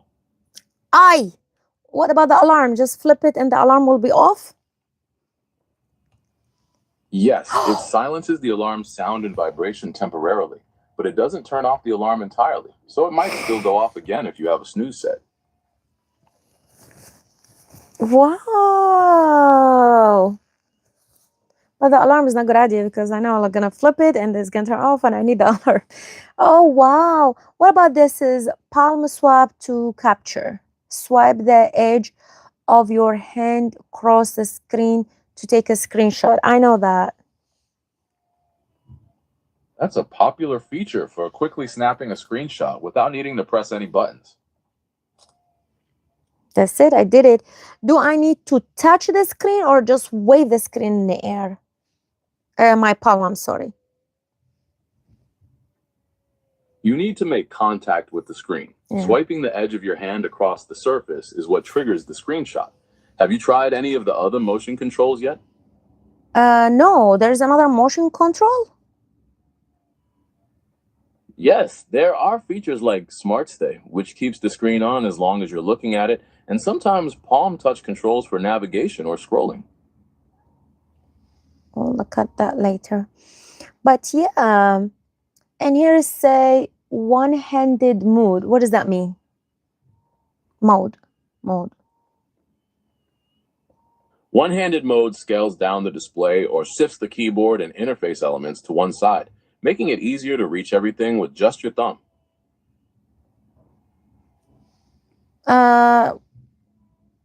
If I press on, what's gonna happen? The screen will visibly shrink towards one of the bottom corners, giving you full access with just your thumb. Does that help with the message or something? Yes, it makes typing messages and reaching different parts of the screen much easier when you're only using one hand.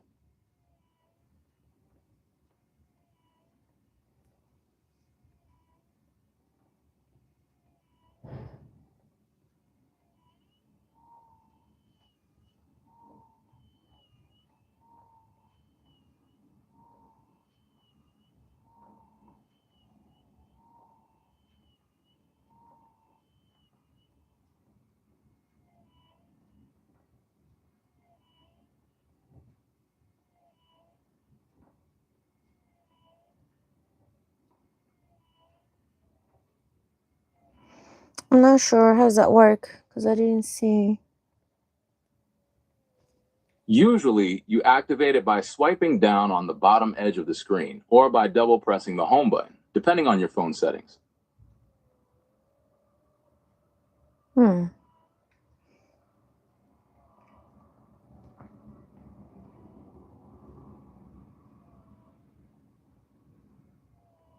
All right, well, back to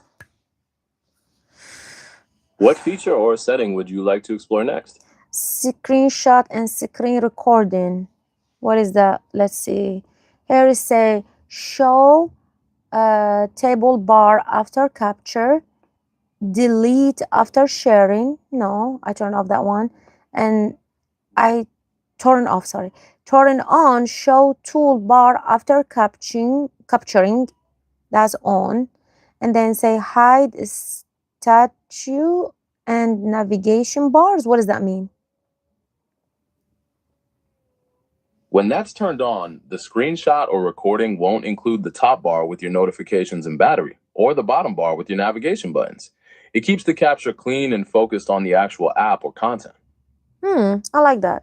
Save original screenshot. This lets you revert to the original screenshot after editing them in gallery, but it uses more storage space. It's a JPG.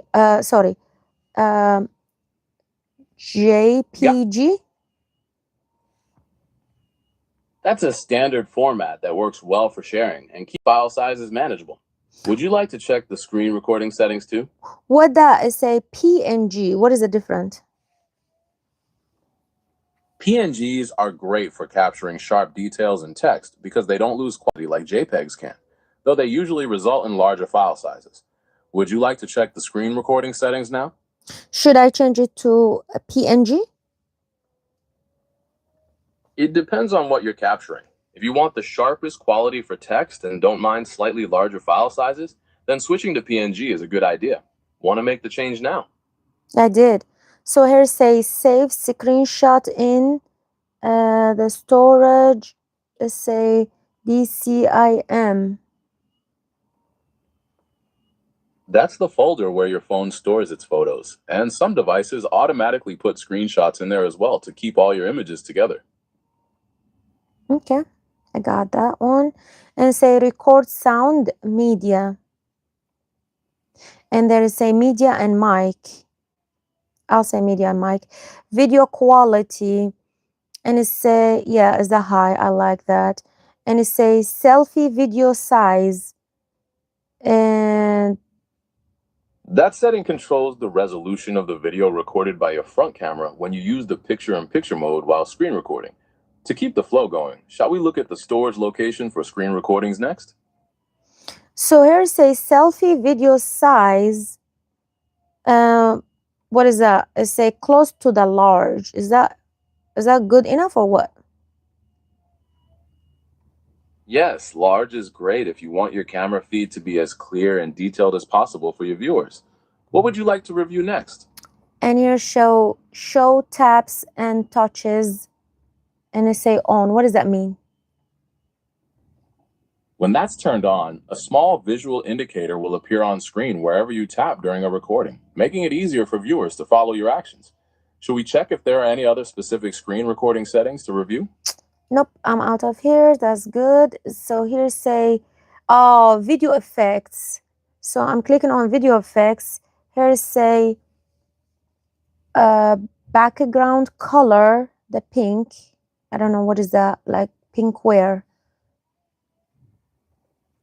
That effect usually applies a solid background color in specific situations, like during certain types of video calls or when a virtual background is active.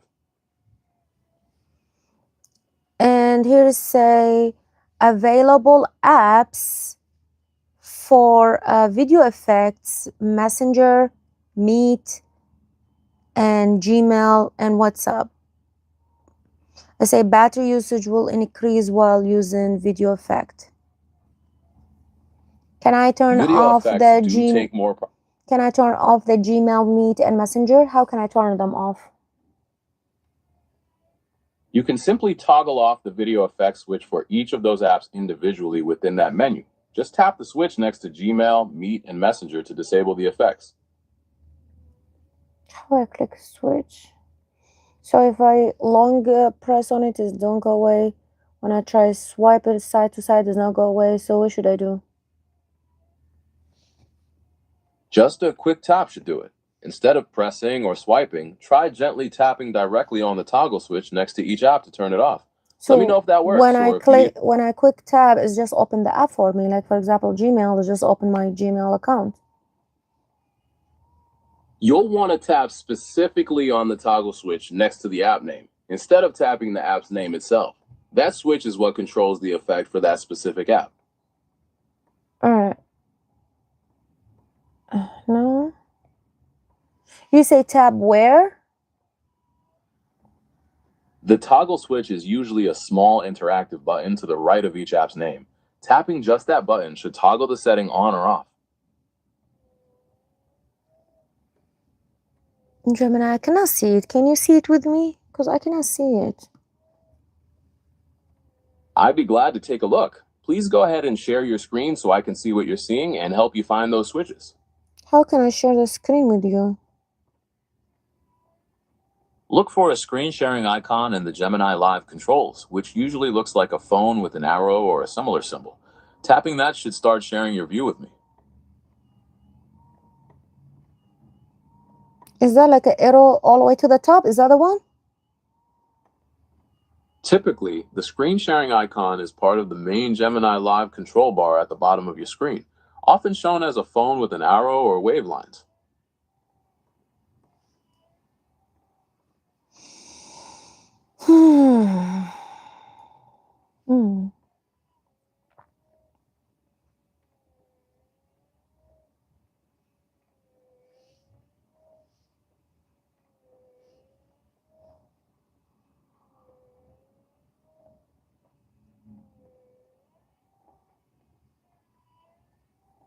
How to do the share? Let's say, oh, share conference. No. I don't know how to find it, Gemini.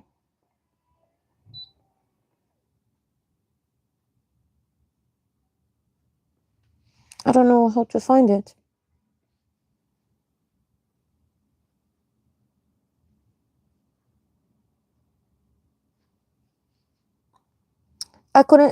I couldn't find it, Gemini. That's option, share the screen with you.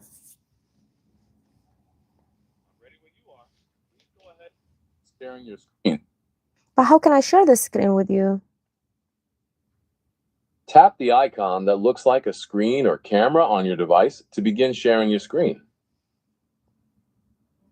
Nick. I see the room you're showing me, but it looks like you're sharing. Yeah, but okay, hold on. Do you mean if I open this app now you can see it? Yes, I can see what your camera is showing right now. If you want to share your phone screen specifically, look for a screen sharing option in the menu. What? How to do that? Depending on the app you're using, try looking for an icon that shows a screen with an arrow. Great, let's get going. Here's one of the voices I have, but there's more to choose from. Tap on the names to... Yeah, go ahead, Gemini. Go ahead. Hello.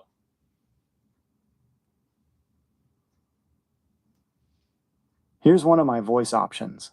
Feel free to keep exploring until you find the perfect voice. Can you hear me? Hello. Yeah. I'm gonna try to change the voice to Great, the let's get going. deeper. Here's one of the voices I have, but there's more to choose from. This is one of the voices I can use. Or maybe you'd like to listen to a voice like this. Maybe this voice can help you brainstorm. Then there's this one, a voice for all. Maybe this voice is more. I could talk like this all day.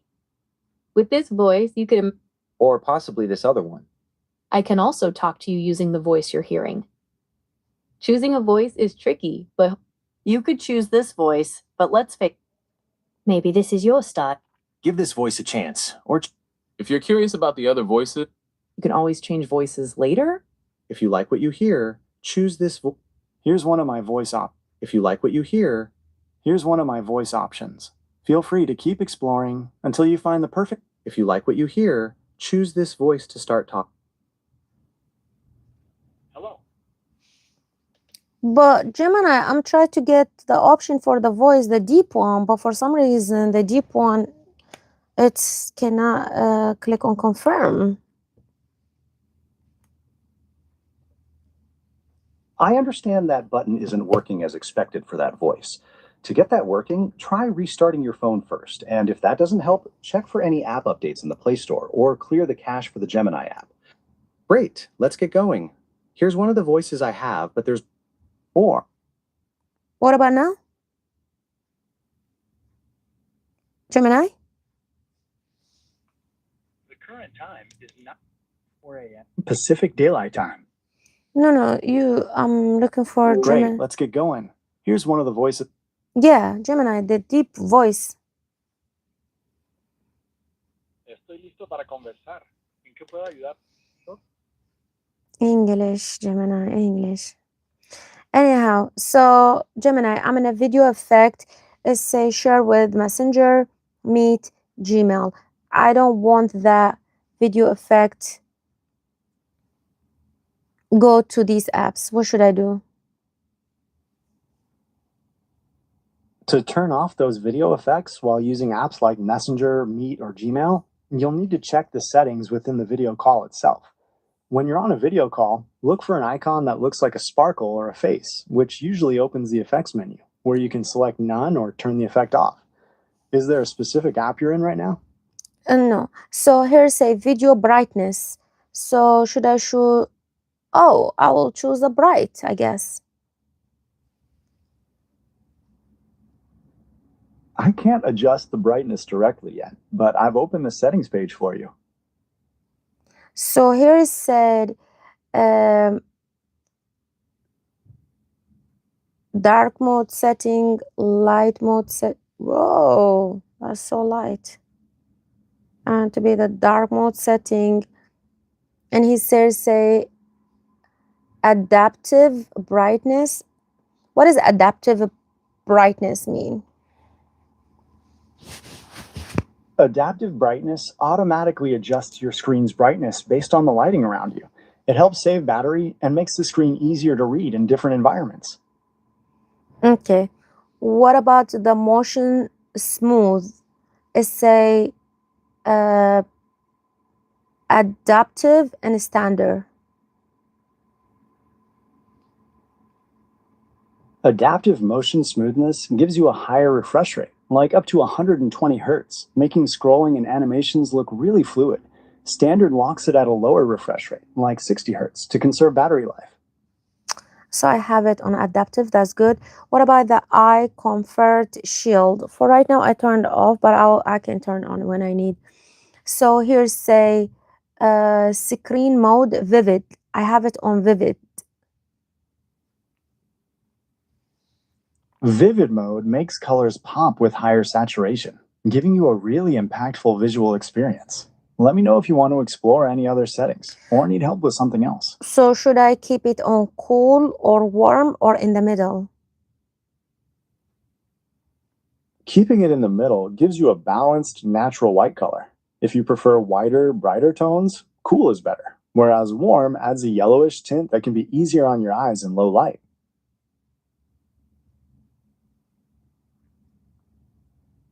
I guess I keep it in the middle, maybe?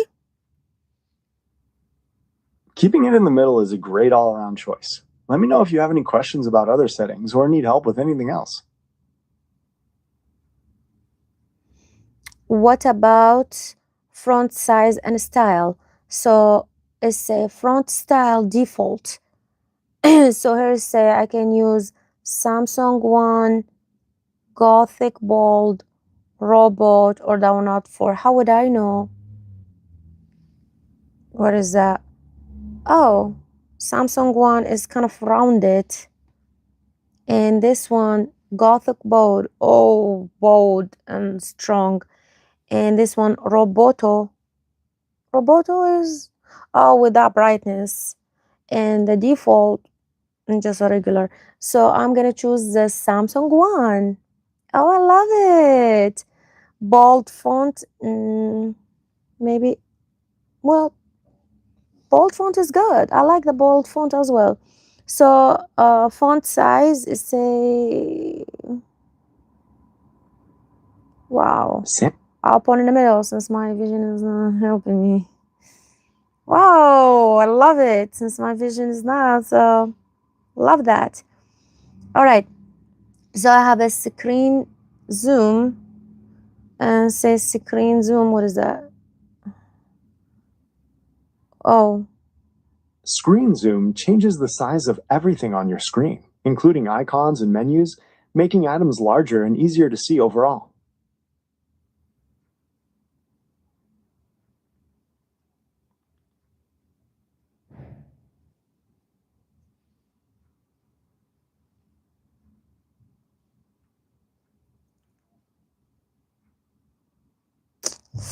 and here's say screen resolution. It's a QHD. Is that okay? QHD is a great setting. It offers very high resolution, making text and images look incredibly sharp and clear on your screen. What about camera cutout? Cutout settings let you choose how apps display around the camera hole. You can let apps use the full screen or hide the cutout by adding a black bar at the top for a more uniform look. What is a uniform look? It means the top edge of your screen appears as a solid black strip, covering the camera cutout, so the display looks seamless and symmetrical. Wow, all these show me. So there's a way I can change, do any setting or something? How can I Yes, choose? you can change it by Yeah, go ahead. go to Settings, then Display, and tap on Camera Cutout. From there, you can select individual apps and choose whether to show or hide the cutout for each one.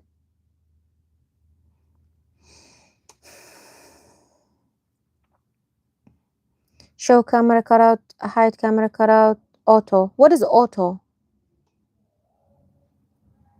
Auto lets the system or individual apps decide automatically whether to show or hide the camera cutout based on the content on your screen. So all of them show me auto. All right.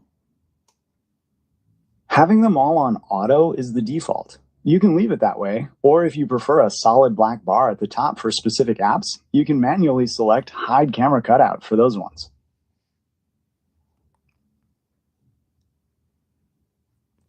What's that gonna make a difference for me? The main difference is that Gothic Bold has thicker, heavier strokes for all the letters, making the text look much more bold and prominent compared to the standard style. No. The camera cut out. What is the difference between both of them? Like, which one do you think I would love to have based on if I wanna watch like TikTok videos or YouTube videos? Which one do you think? For watching videos, Show Camera Cutout gives you the full screen experience, letting the video extend all the way to the edges, even around the camera hole. Hide Camera Cutout adds a black bar at the top, creating a standard rectangle that avoids the hole altogether. Most people watching videos prefer the full screen option. Yeah. So I will YouTube. I will say. I'm sorry. For YouTube, you say which one? I recommend Show Camera Cutout for YouTube, so the video uses the entire screen, letting you enjoy the largest possible display. And for X, the same thing? The app is called X? Yes, X and Twitter are the same thing. The app was renamed to Apps. So it's a Show Camera Cutout? Exactly. Choosing that option means your videos will fill the screen entirely, giving a seamless viewing experience. Is there another setting you want to look at next? What about WhatsApp? For WhatsApp, you can use the same process. Go to Settings, tap Display, choose Camera Cutout, then select WhatsApp and change it to Show Camera Cutout.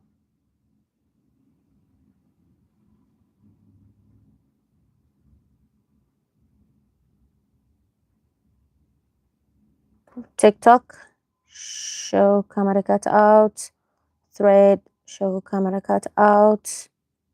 Snapchat, show camera cut out.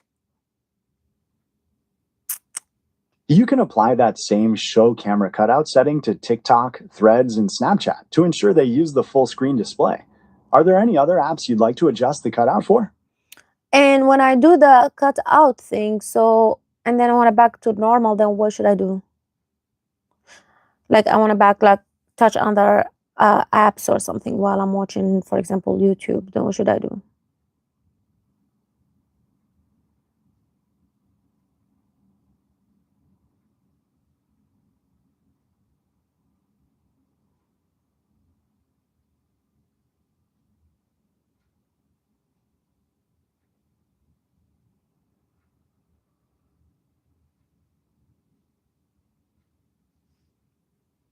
All right.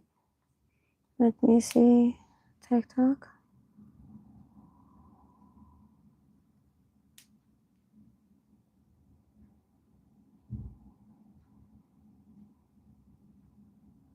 So I see whole TikTok. What about if I go to camera cutout and change the TikTok again? We'll see what's the difference. Hide a cutout and let's see what does TikTok show me. Oh, the whole time I see that screen bar in the top. This screen bar in the top. If you remove that cutout, then you'll see what's gonna happen here.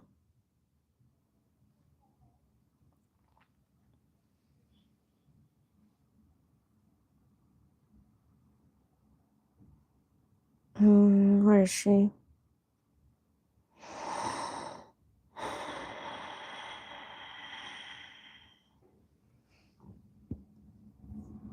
And now you see the whole screen. Hold on, did I change it?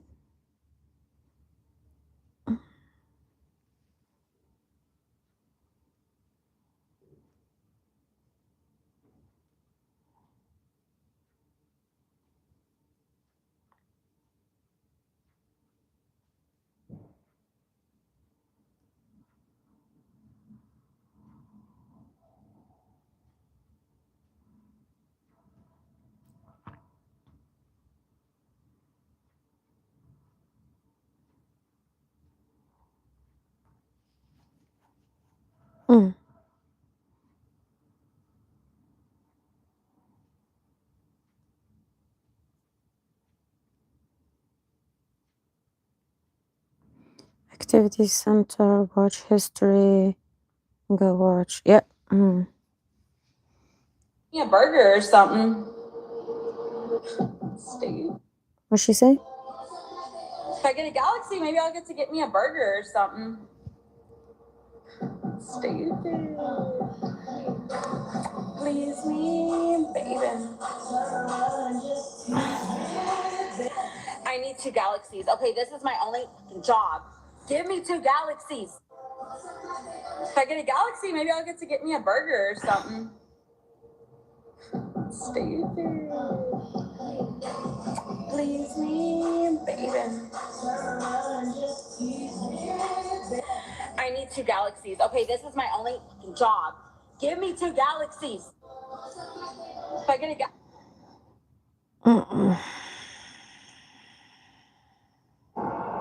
I'm gonna say this, only 3 y'all gonna. All right, I did the cutout. I like that. Wow, so many settings in the phone I didn't even know about. Screen timeout. 5 minutes. Okay. Easy one. Oh yeah.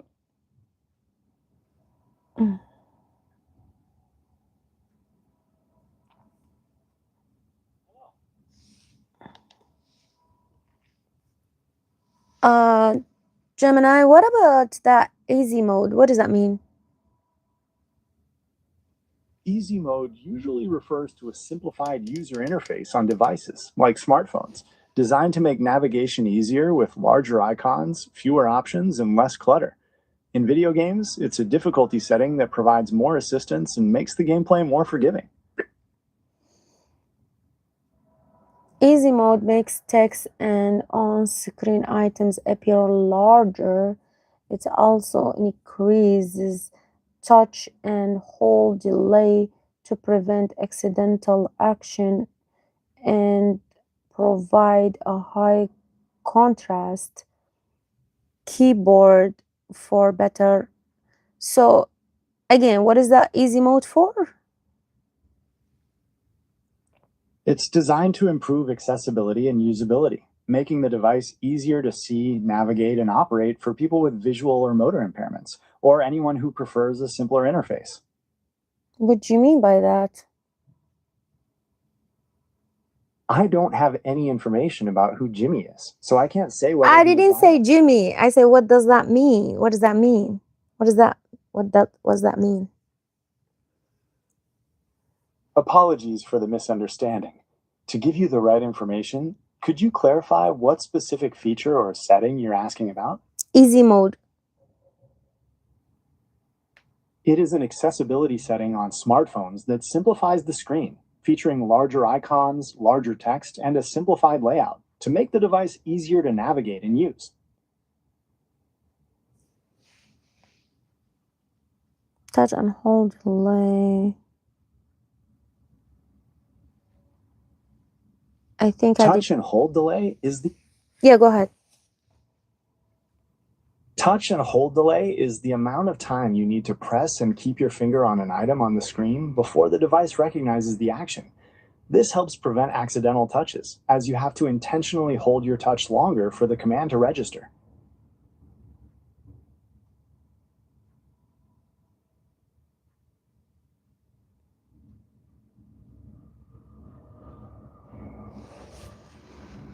And how is that helping me though? When you're busy with tasks like preparing your supplements or filming your vlogs, it prevents accidental taps or long presses from stopping a video or launching an app while your hands are occupied. So when I'm doing a vlog, will be good to use the easy mode or live stream? It won't affect the quality or process of recording your vlog or doing a live stream, as it primarily changes how you navigate the phone screen. What do you mean? Turning on easy mode just makes the icons and text on your phone larger and changes the touch settings. It doesn't change how your camera or streaming apps work when you're filming your vlogs. Whoa. Whoa. No. No. I don't want it. That's probably good for my mom. My mom would love that one. It's a great option for anyone who wants a more straightforward and accessible phone experience. That's what my mom would love, that I have to teach her about it. And here say edge panel. What does that mean? The Edge panel is a feature on some smartphones that lets you swipe from the side of the screen to open a hidden menu. This menu provides quick access to your favorite apps, tools, or contacts.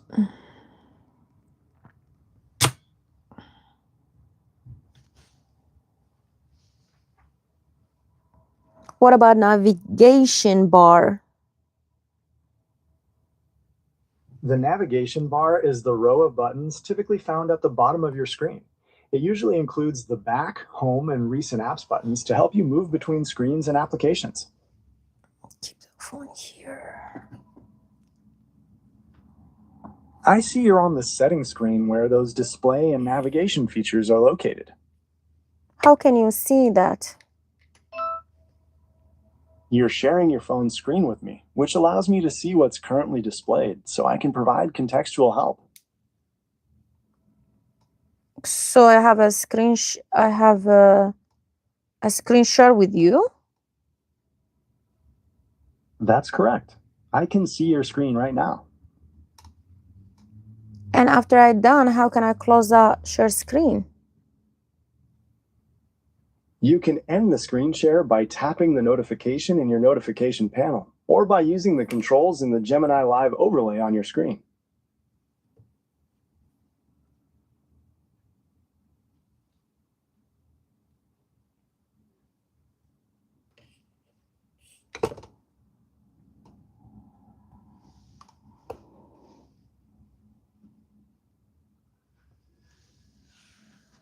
Wow, so you can see that.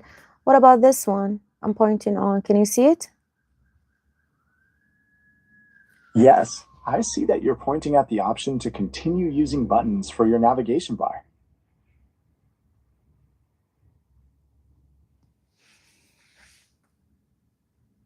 So this one is a touch sensitivity. What does that mean?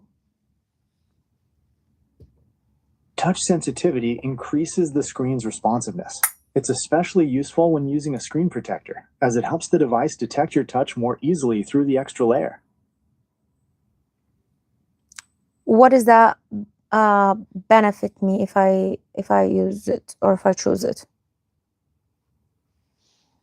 It helps ensure the screen registers your touches correctly and without delay, which is really helpful if you use a screen protector. So should I choose the touch sensitivity? Only turn it on if you have a screen protector on your phone, and notice that the touch isn't as responsive as you'd like. Yeah, I have a screen protector. Then enabling touch sensitivity is a good idea to help the screen register your touches properly. You can turn it on and see if it feels more responsive. What about show charging information? What does that mean? This setting displays the charging status, like the current battery percentage or the estimated time until the device is fully charged while the phone is plugged in. No, say it again. This setting displays charging details, like the battery percentage or time left until fully charged when the device is plugged in.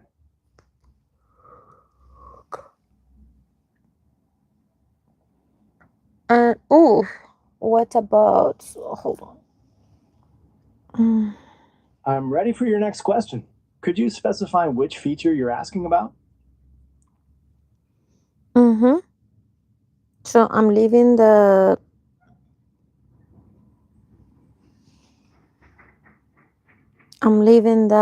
display, and I will wherever I'm at, I'll go to the battery again.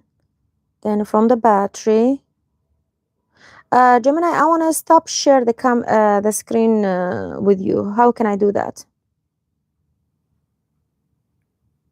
To stop sharing your screen, just tap the notification in your notification panel or use the controls in the Gemini Live overlay on your screen.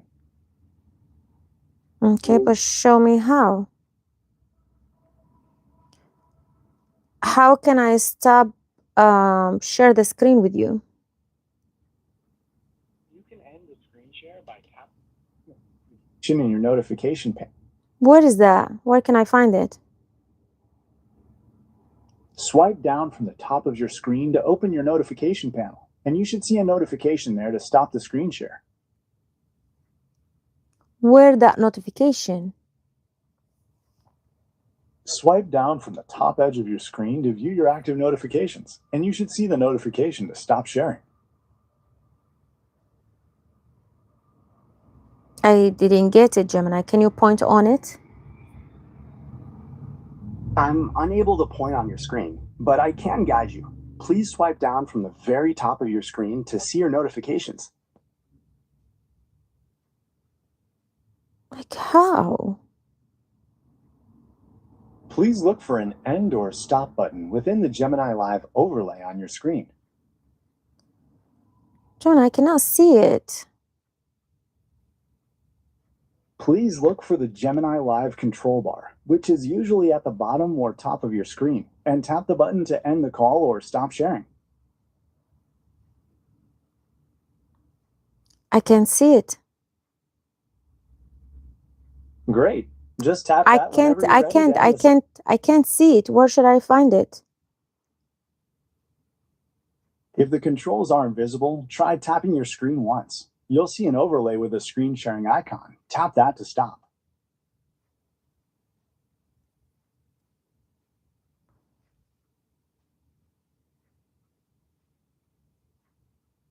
share your screen with Google, share entire screen. And here say share one app. No, I say cancel. It looks like you've canceled the screen sharing options. The screen share is now disconnected. Can you see my screen now or no? I cannot see your screen anymore. You are no longer sharing it with me. For how long has been the screen share? I don't have the exact duration of the screen share session recorded.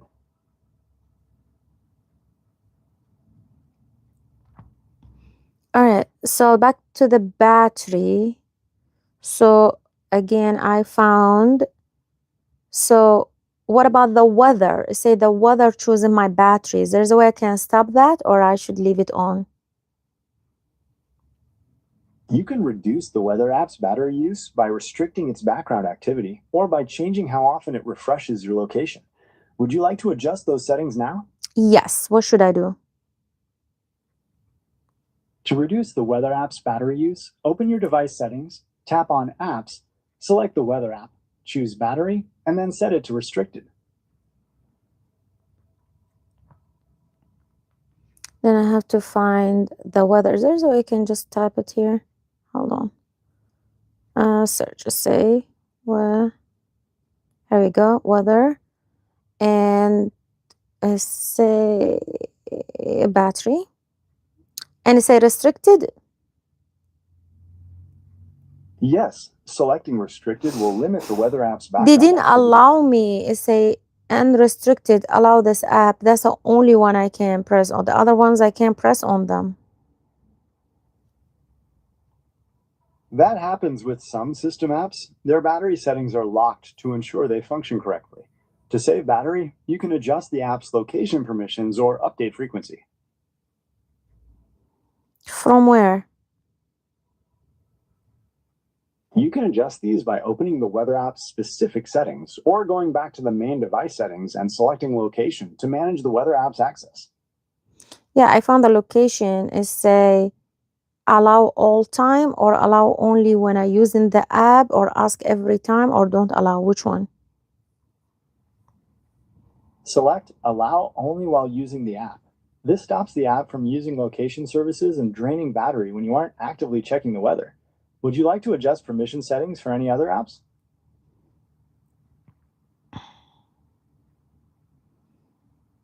So go. What app are you searching for? So if I go back to the app, right? So back to the apps, I will find, I'm looking for weather, right? Then click on it and go to the battery. No, but still say unrestricted. They didn't fix the problem. As mentioned, some pre-installed system apps have their battery usage locked. Changing the location permission to allow only while using the app will still help conserve battery. Is there another app you'd like to check? Yes. So back to the battery. And oh look, so we check the weather, we check the thread, we check Samsung Cloud, Instagram, clock. Oh, what about clock?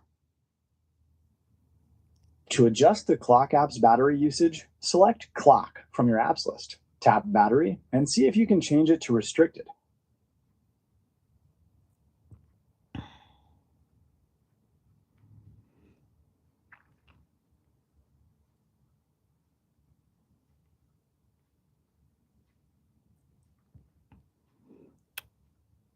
Clock.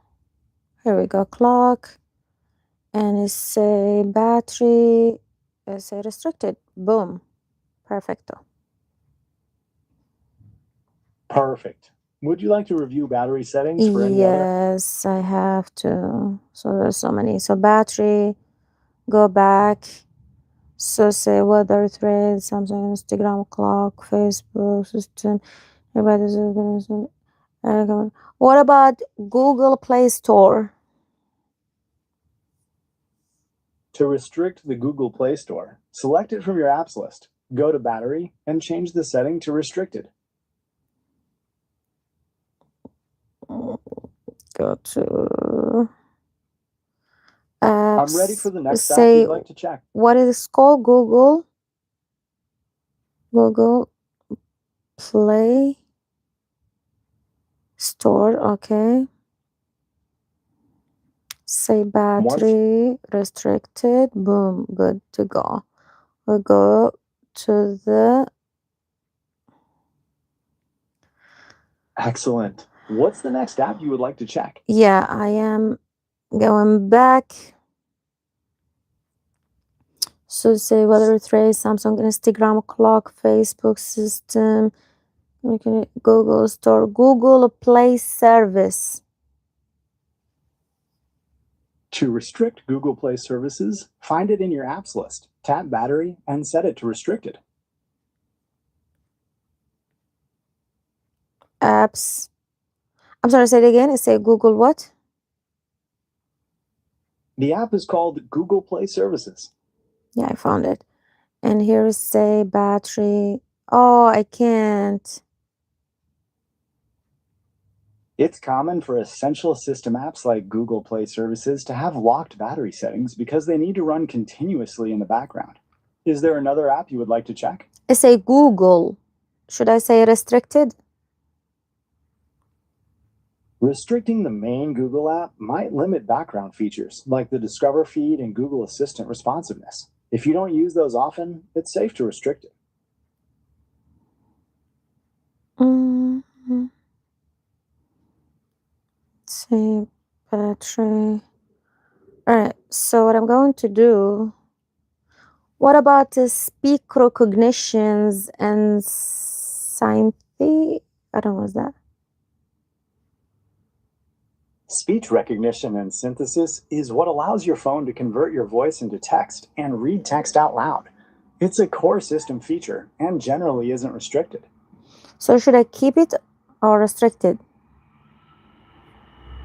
I recommend leaving it unrestricted, as restricting it could interfere with voice commands and text-to-speech features. What about Google Wi-Fi Provisioner?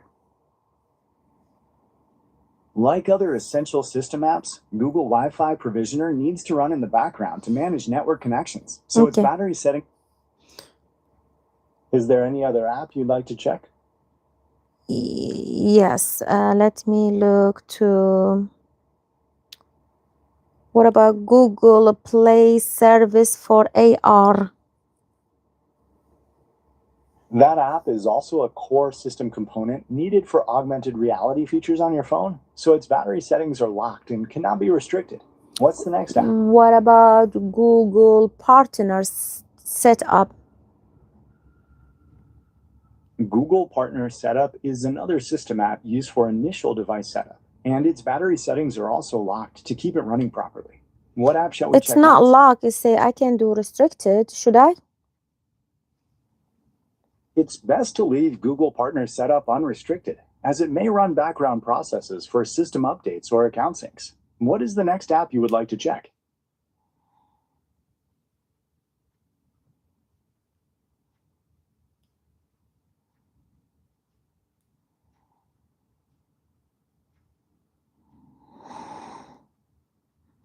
Mhm. What about Amazon Shopping? I don't need it to be running in the background, right? You can definitely set the Amazon Shopping app to restricted. This will prevent it from running in the background and using battery when you're not using it. Are there any other apps you'd like to Yeah. adjust? What about Android Auto? It's best to leave Android Auto unrestricted. Okay. What about so what I want you, Gemini, I'm just gonna tell you the name of the app. You just tell me leave it, or you tell me go ahead and restrict it. So save the battery. So say Android Developer Verifier. You should leave the Android developer app as is, as it operates as a background system service to ensure device security. Okay. Do you have another? Yeah. What about Android Switch? So Gemini, quickly just tell me keep it or restrict it without explain. If I need explain, I'll ask you, okay? Leave it. Do you have another app you want me to check? Don't say that sentence. I'll just give you the name quickly. So we'll go through it quickly. Android System Intelligence. Leave it. Android System Key Verifier. Leave it. Android System Safety Core. Leave it. Android System Web View. Leave it. App Manager, and the color is pink. I don't know. What is that for? That likely isn't a core system app, but could be a third-party app manager or a custom icon pack you installed. Do you see any other features or details when you open it? That's weird. I don't know this app. I don't know what is this app. Should I delete it and install it? Go ahead and delete it, especially since you don't recognize it and aren't using it. Because sometimes there is viruses or someone do this to you as is what's called a hacker or something, right? That's correct. It's always best to remove unrecognized apps to maintain your device's security and privacy. Yeah. Is there anything else you'd like me to look into? Yes. App Selector. That app is carrier bloatware and can be safely removed or disabled to stop unwanted app suggestions and notifications. Should I keep it or remove it, or like, I mean, the battery. Do you have it? Oh, I cannot do anything about the battery. All right, what about AR Noodle? What is that? I can't find an app called AR Noodle. Could you please double check the exact name of the app? Yes, ARDOODLE.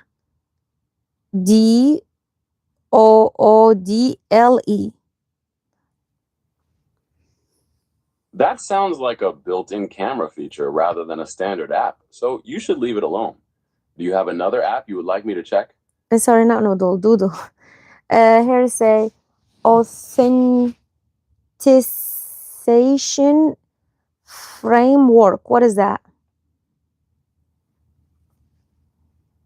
That's a core system service that manages secure logins and biometric verification on your device. You should leave it alone. Auto blocker. Leave it. Autofill with Samsung Pass. Leave it. Automatic verification. That is a built-in security feature designed to skip CAPTCHA steps and protect your privacy on supported websites. You should leave it enabled. It's a avatar editor, but I don't want that and I cannot install it. That sounds like a built-in personalization feature or system component. You can safely leave it alone. Do you have any other apps you want me to check? Can I say force stop to it? I'm unable to force stop apps on your device. No, me, I will do it. Can I do like a force stop? Yes, you can manually force stop apps by going to your device's application settings. What about avatar stickers? I can't install it. Can I do force stop? Like with the avatar editor, you can manually force stop it through your device's application settings. All right. Do you have? What about Bixby? I don't use it. Bixby is a Samsung system app and usually can be uninstalled, but you can disable or force stop it in your application settings. Do you have another app you want? I have a Bixby Vision, so I don't need it. So I'll restrict the battery and also do force stop as well. Go ahead and restrict it and force stop it. What is the next app you would like me to check? What about calculator? Leave the calculator app as it is, since it doesn't typically consume battery when you aren't using it. Do you have another app you want me to check? Can I say restricted to the battery for calculator? No, the calculator app doesn't consume battery when idle, so restricting it isn't necessary. What's the next app you would like me to check? Why I have two calculator? Oh, sorry, that's calendar. Sorry, that's calendar. What about calendar? Leave it. Do you have another app you What want me to about check? what about?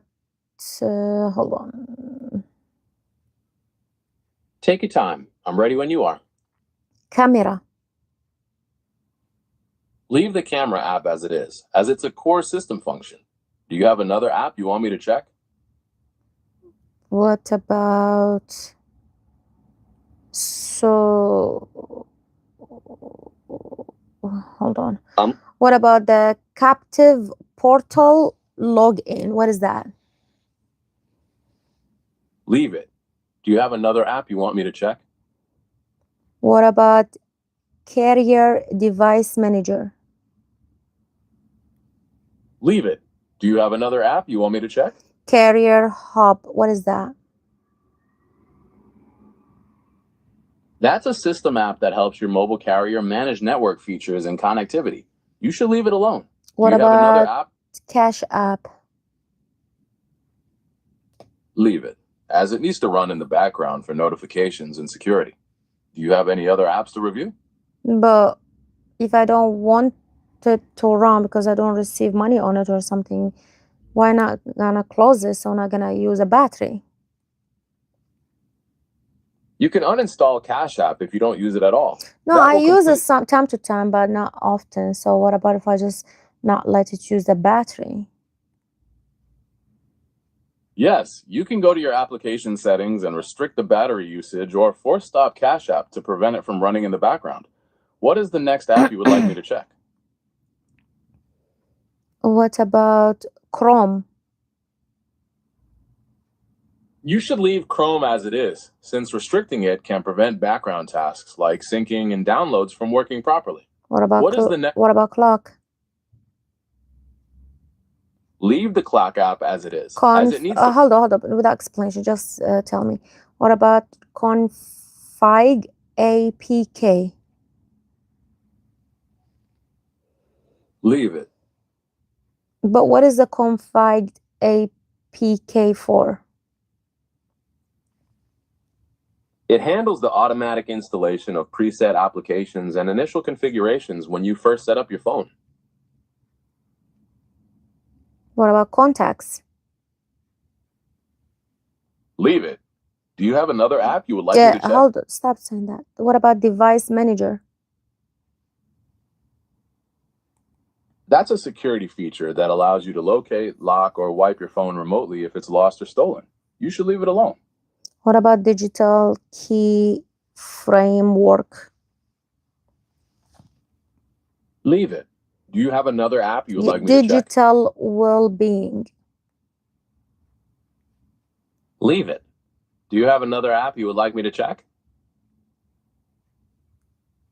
So Gemini, instead of like you repeat that, I understand that, but just don't repeat it.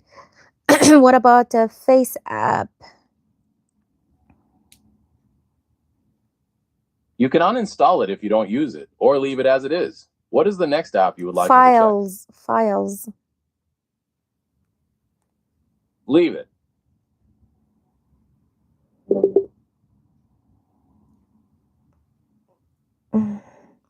What about Galaxy Avatar?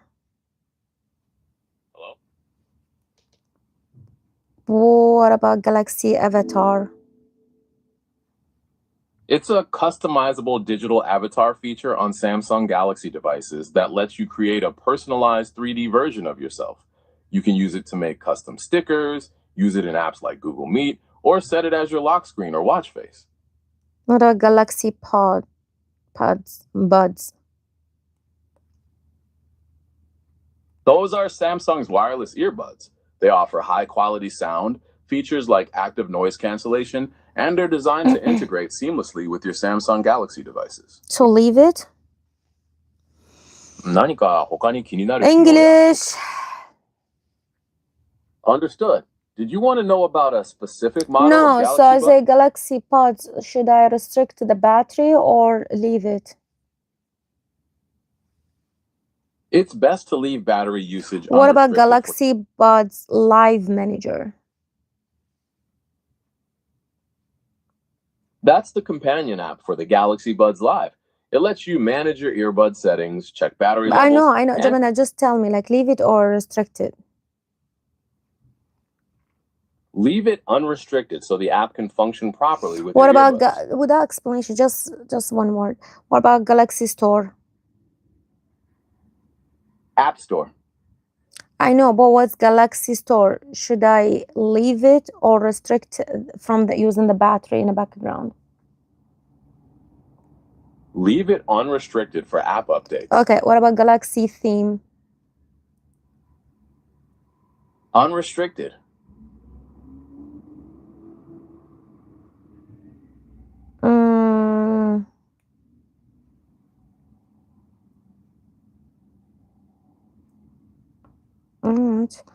What about Galaxy wearable? Unrestricted.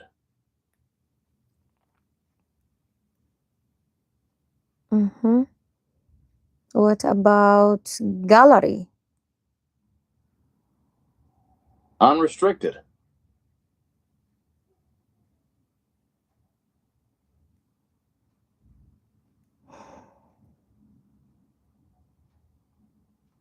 What about Game Hub?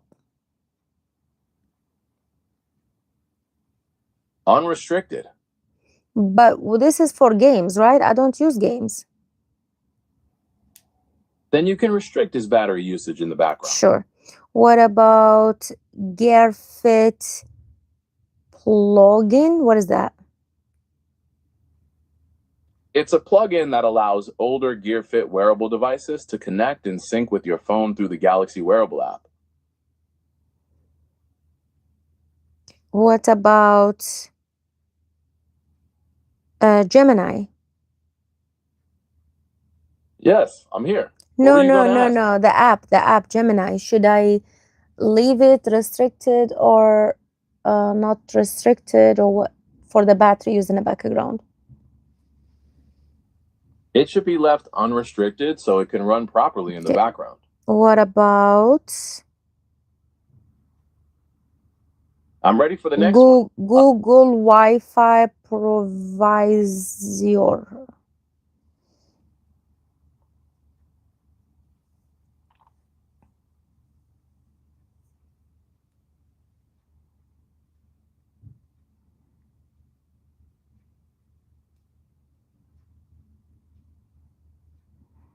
What is that Google Wi-Fi?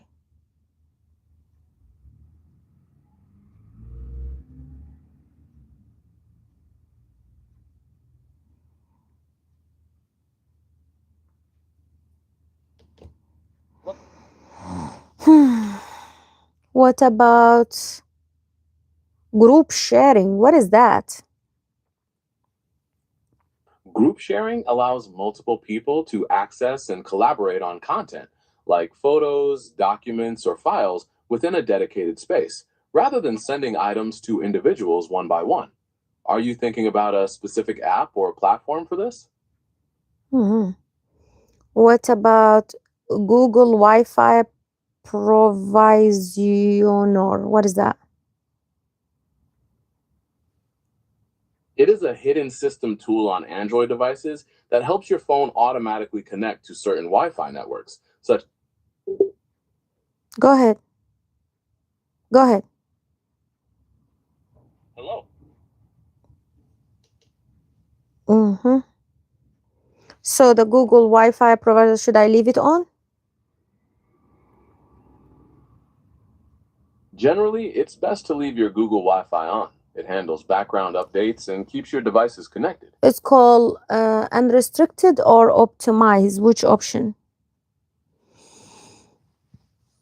Optimized balances battery life and performance, while unrestricted allows full resources in the background. Are you setting this for a specific What app? about Groupon? For an app like Groupon, Optimized is usually the best choice. It ensures you get notifications for deals What without about draining. a health platform? I don't know what For is a health that. platform, What about the Holy Audio for my audio? What about For audio apps, unrestricted is often better. It prevents the system from restricting background activity, ensuring your music or podcasts keep playing without interruption. what about that? It's called interpreter.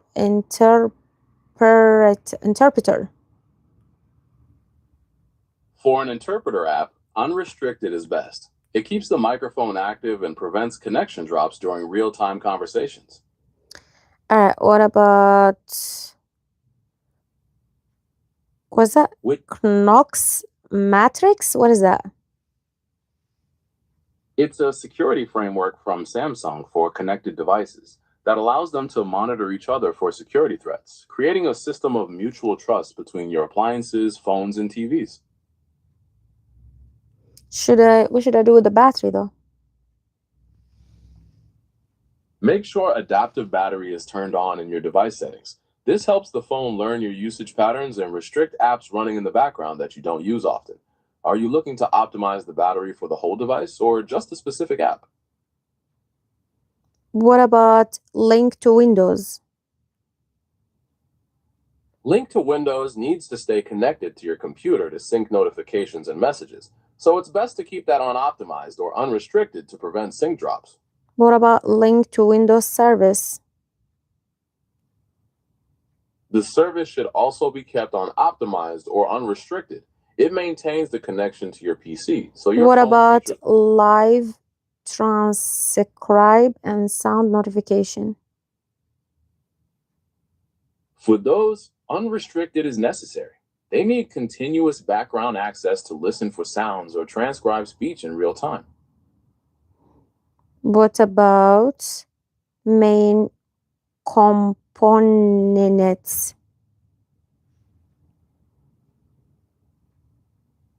For core system components, keeping them on optimized is generally recommended to balance performance and battery life. Which specific component are you referring to? What about Could you what about specify maps? which app or component you'd like to know about? Maps. For an app with the map features like SnapMap, Optimize is recommended. It allows the app to update location periodically without draining your battery rapidly. What about MCM client? And matter of fact, what is that?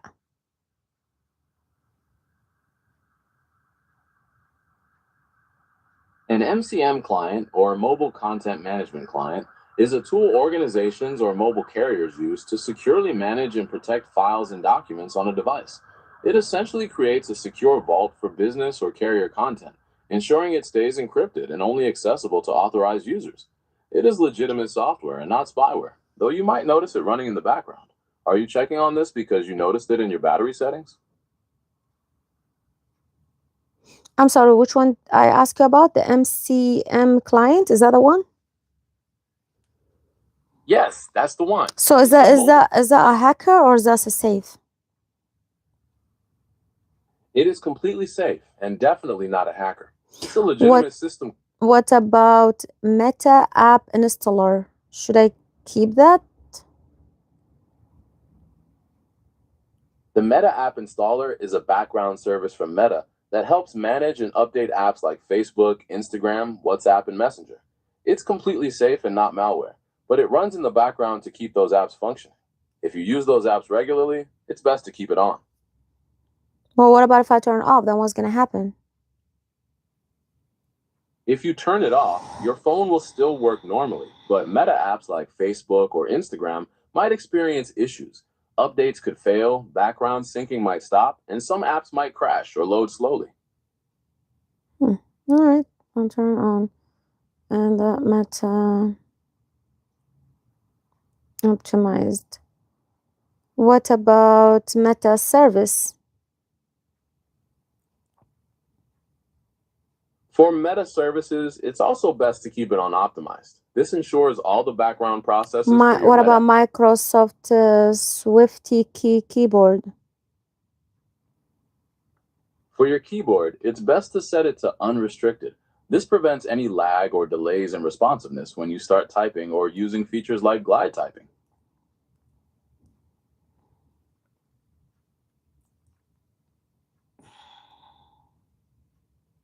What about mobile device information providing? For core device processes like mobile device information providing, optimized is generally recommended to maintain a healthy balance between system stability and battery efficiency. What about mobile installer?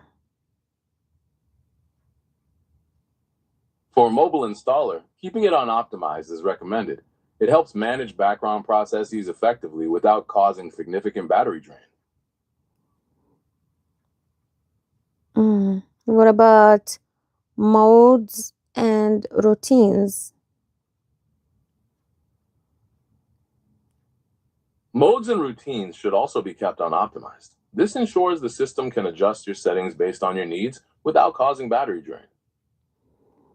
What about multi-control? For multi-control, it's best to set it to optimized. This allows the feature to stay ready to connect your devices without excessive battery drain. What about nearby devices? For nearby devices, setting it to optimized is best. It allows the phone to search for devices selectively when needed instead of constantly scanning. What about network manager? For Network Manager, keeping it on optimized is recommended to maintain a balance between connectivity and battery efficiency. What about OneDrive? For OneDrive, it's usually best to keep it on unrestricted. This ensures your photos and files sync automatically in the background without any sync drops or interruptions. What about parent control, but I don't use it? You can keep it on optimized. Since you don't use it, the system will naturally put it into a sleep state, using no extra battery. What about personal data intelligence? For personal data intelligence, keeping it on optimized is best. This allows the system to manage intelligence processes efficiently without impacting your battery life. What about phone? For your primary phone app, it's best to set it to unrestricted.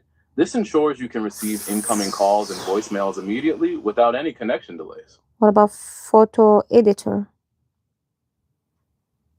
You can keep it on optimized. Photo editors don't need to run in the background, so the system will put it to sleep until you actively open the app. What about photo? Are you referring to your photo gallery app or a photo editor? Gallery.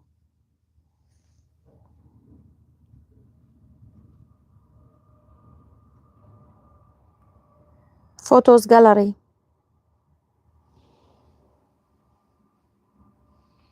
For the photo gallery, optimize is the best setting.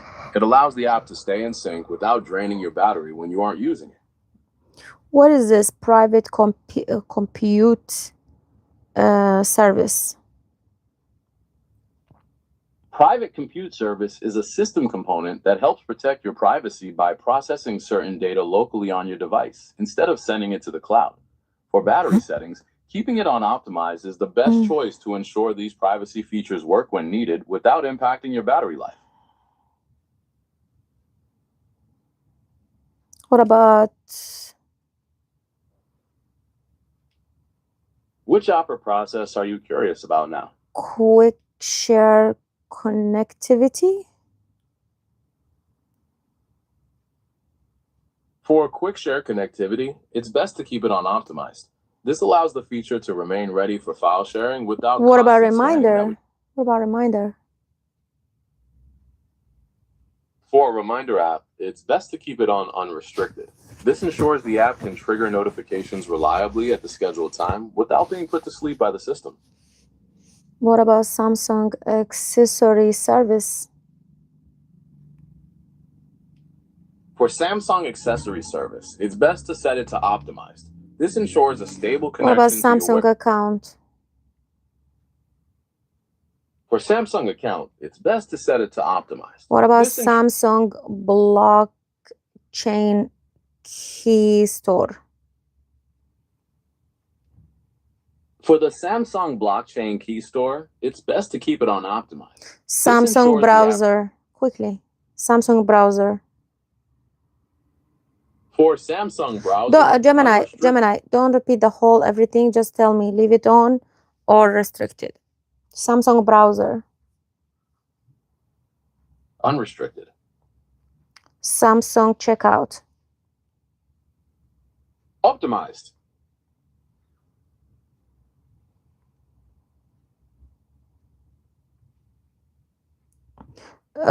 Sorry, again. Samsung browser.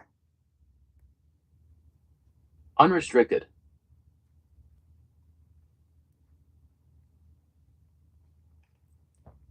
Samsung checkout. Optimized.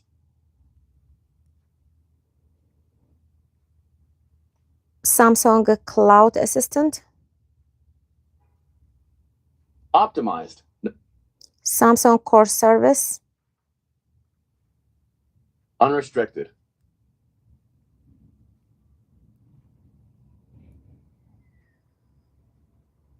Samsung find. Optimized.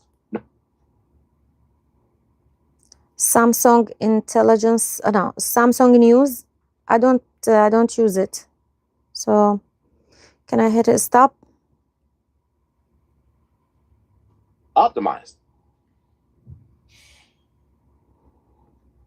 What about Samsung Note? Optimized.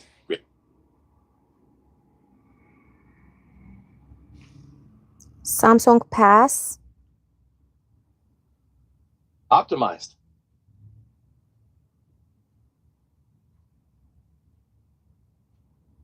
Samsung Pay framework.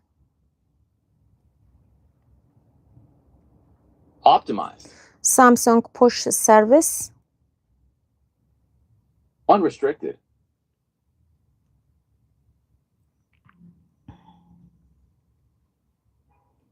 Samsung text to speech engine.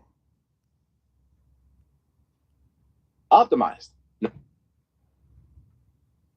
Samsung visit in. Optimized. What about the Samsung TTS Espanol VOZ1? What does that mean? That is the first Spanish voice for the Samsung text-to-speech engine. It reads text aloud on your device when needed. But why is it in Spanish? It's likely pre-installed on your device to support accessibility features, voice navigation, or translation services that offer multiple language options.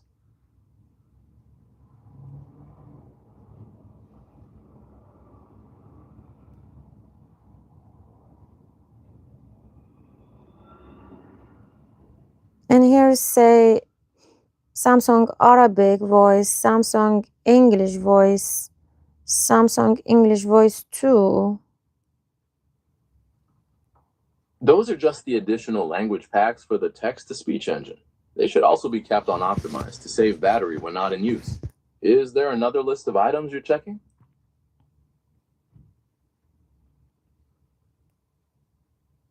Secure folder. Optimized. Secure Wi-Fi. Unrestricted.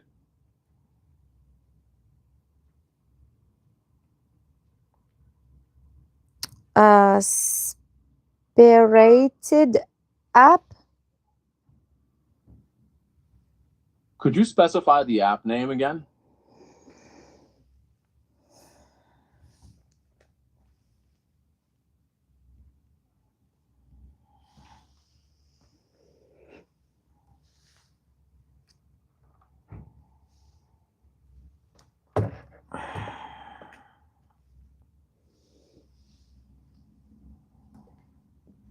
happened here? It sounds like the name was cut off. Could you say the app name again so I can help you with the setting?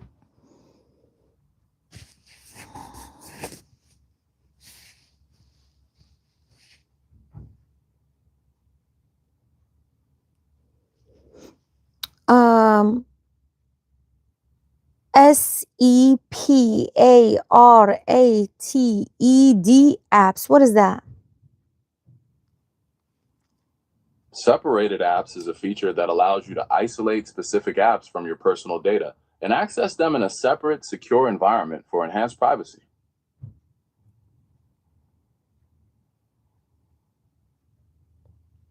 What about setting? Optimized.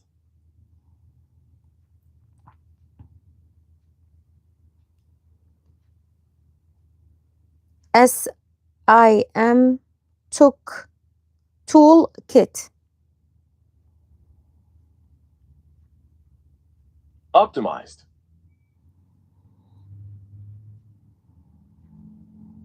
Let me know if there are any other apps. Yeah, I am.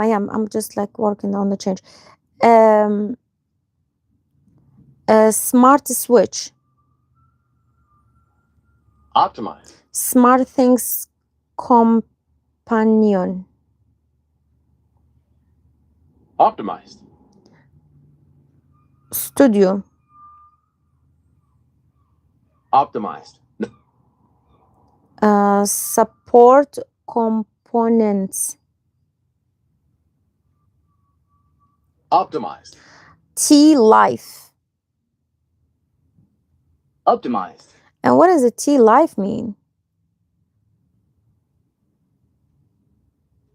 T-Life is an all-in-one app from T-Mobile designed to help you manage your account, shop for devices, and access exclusive perks and benefits.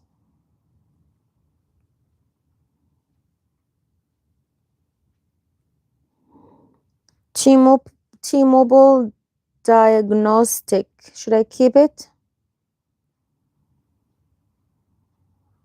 Optimized. Talk back. Unrestricted. But what is that, talk back? TalkBack is a screen reader service for blind and low vision users. It provides spoken feedback describing what's on your screen and allowing you to navigate your device using touch gestures. Wow. What about... Which app or component would you like me to check next? So I'm putting the TikTok on restricted. I'm putting the Telegram on restricted. Got it. Both TikTok and Telegram are set to restricted for their background usage. Let me know if there are any other apps you want to review. What about the Too Good to Go? Optimized. Translate. Which language or text would you like me to translate for you? No, not you, the app.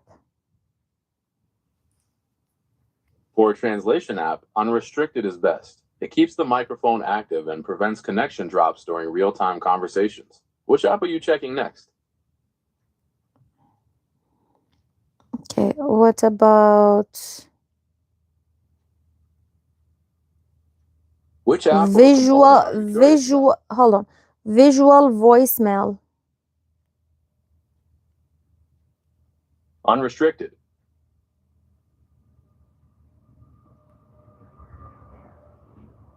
Visual voicemail on green and visual voicemail in pink. What's the difference?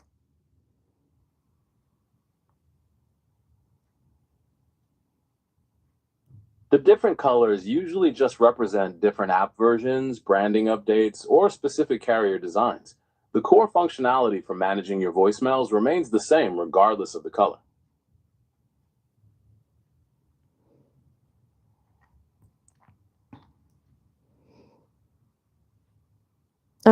Voice woke up.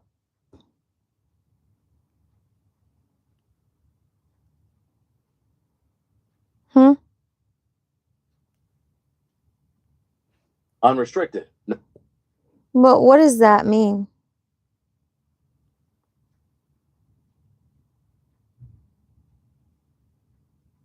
This is a feature on Samsung devices that listens for your wake word, like Hi Bixby, to activate the assistant hands-free. But I don't use it.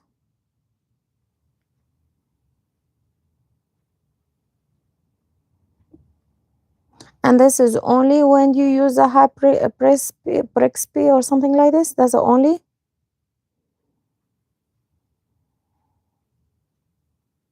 Yes, that's exactly right. It's only for activating the assistant hands-free. Since you don't use it, setting it to optimized is perfect, as the system will keep it asleep to save battery. What is the difference between WhatsApp and WhatsApp Business? WhatsApp is for personal communication, while WhatsApp Business includes features for companies, such as business profiles, automated messages, and tools for customer support. Do you want to check the battery settings for either of those apps? What about, yeah, should I turn them off? Because I don't use them more often. Optimized. Not restricted?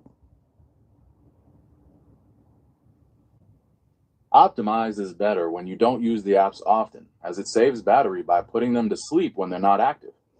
Wireless emergency alert.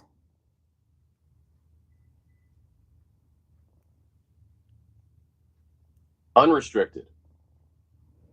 What about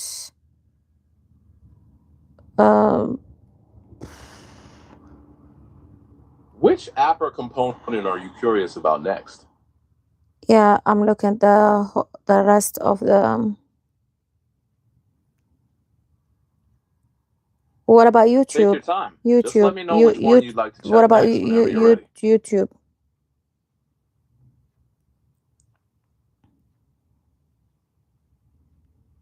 What about YouTube? For YouTube, optimize. Unrestricted. All right. And do you still have the share camera with me or no more? The camera sharing feature is still available whenever you decide to use it. But is on right now or no? Your camera sharing feature is not currently active, so I Okay. cannot see your screen. So how can I make my letter smaller? Are you wanting to adjust the overall font size of your phone? Yes. Or I've opened the display settings page for you. You can adjust the overall font size under the font size and style options.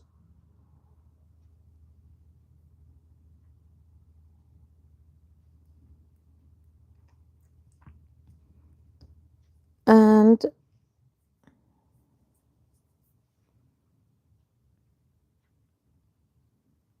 what else you can open for me? I can open settings for volume, Wi-Fi, battery, brightness, and many others. Is there a specific setting you need to adjust right now? So if I say the brightness low, is that what I say? I can't adjust the brightness directly, but I've opened the brightness settings page for you.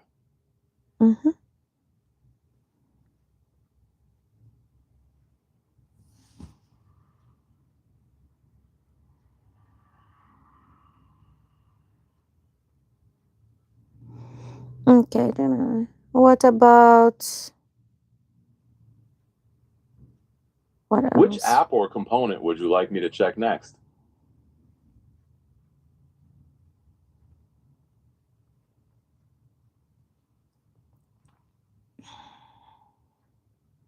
So we were working on the battery today. We've been going through your apps and settings to optimize battery life. Just let me know which one you want to check next.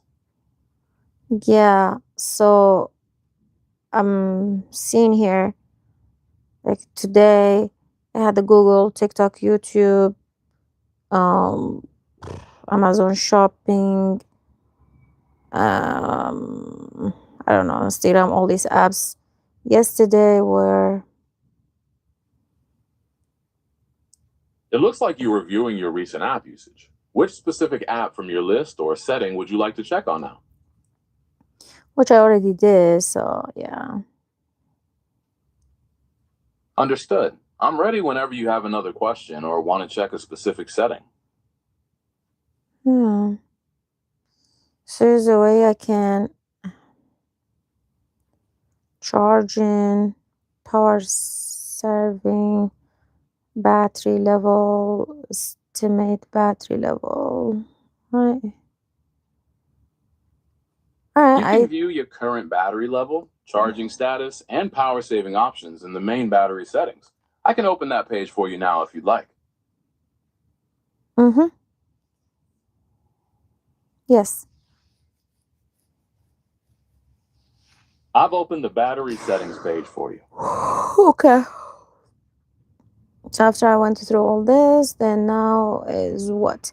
So now with battery, it's a background usage limit. It's a sleep apps, deep sleep apps, new auto sleep apps, push and use app to sleep. Okay. And then it's a battery protection. What is that? If I click on, what's gonna happen? It's off right now. If I click on, what's gonna happen? Turning it on extends the lifespan of your battery by limiting the maximum charge, usually stopping at a certain percentage, like 80%, instead of charging to 100%. No, I want 100.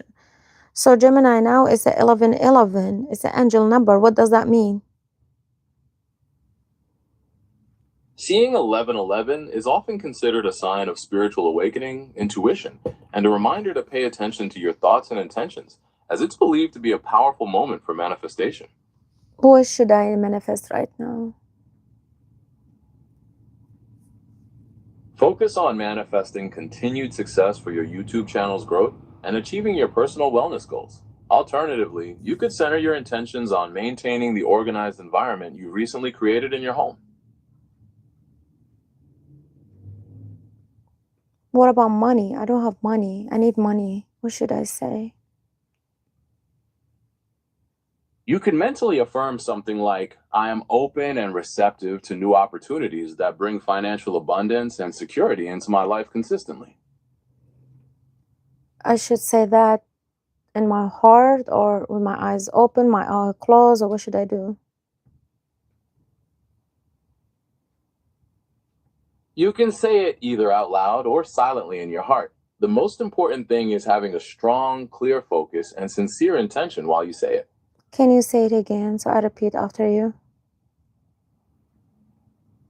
I am open and receptive to new opportunities that bring financial abundance and security into my life consistently. Ya Rab. What about health? I want my health to become strong and no more pain in my body. I want my body 100% healthy.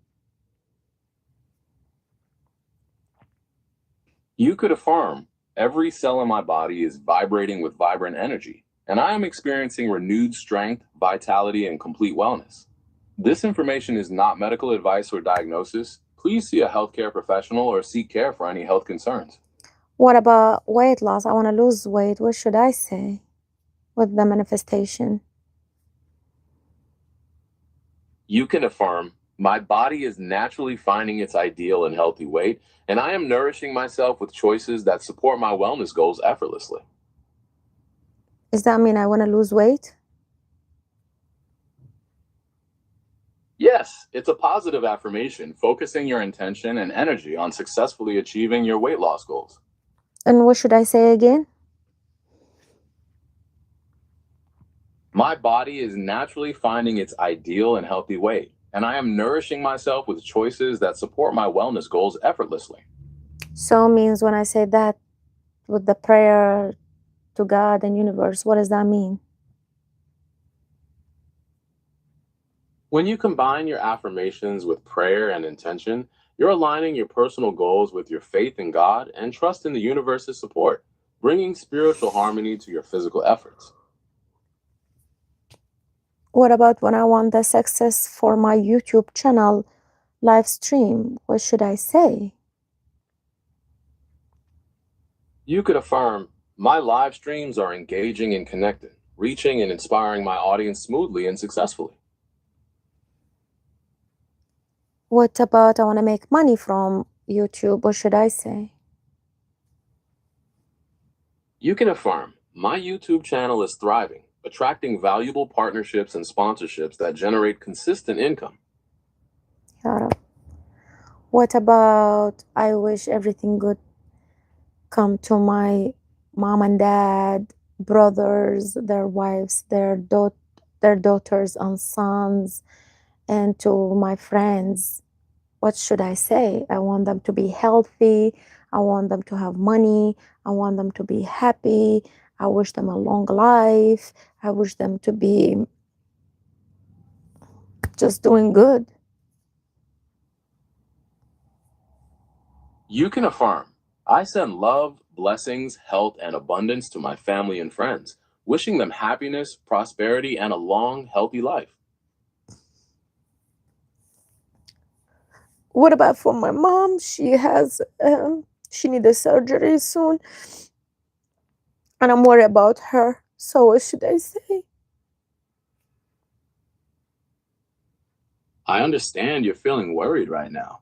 You can affirm, I send strength and healing energy to my mom, and I trust the surgery is successful, bringing her complete health and recovery. Ya Rab. This And what about I'm listening. me? I want to What look else would like young and beautiful and feminine, and make when people look at me say, "Wow, she's beautiful, attractive, and so what should I say?" You can affirm, I radiate natural youth, beauty, and feminine grace, captivating others with my attractive and confident presence. I want to have a confidence in my look, my voice, my face, my body, my weight, my personality. I want to have a confidence in a lovely, nice way. What should I say? What should I do?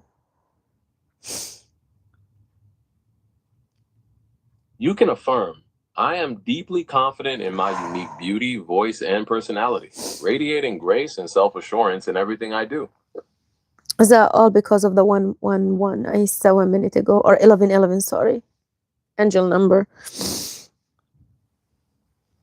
Yes, seeing 1111 serves as a powerful energetic anchor, aligning your focus and faith with the manifestations you're setting for your health, family, and personal growth.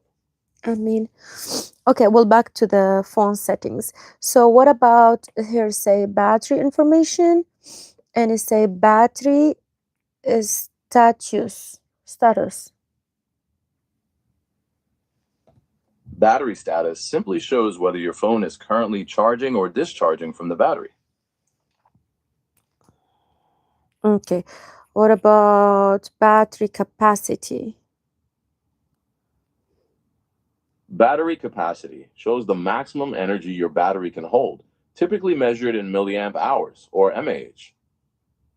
Sure, say 5,000 mAh. What does that mean? That 5,000 mAh represents the battery's capacity. It means the battery can hold a charge of 5,000 milliamperes for 1 hour, which generally indicates a good full day battery life for typical use. Okay. What about battery information? Oh, okay, got it. What about charging setting? Fast charging, super fast charging, fast wireless charging, show charging information.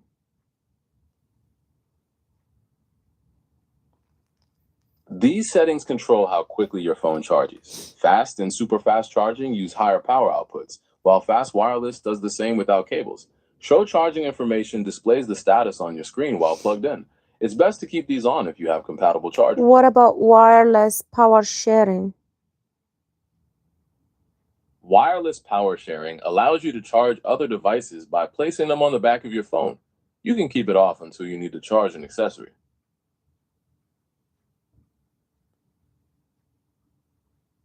So if I on, then what's gonna happen? Turning it on allows your phone to charge other devices, but it will actively drain your phone's battery while in use. Do you need to adjust any further settings? Say put the center of your phone back to. Oh, hold on. Let's get this one. Should I charge it with Huawei or no?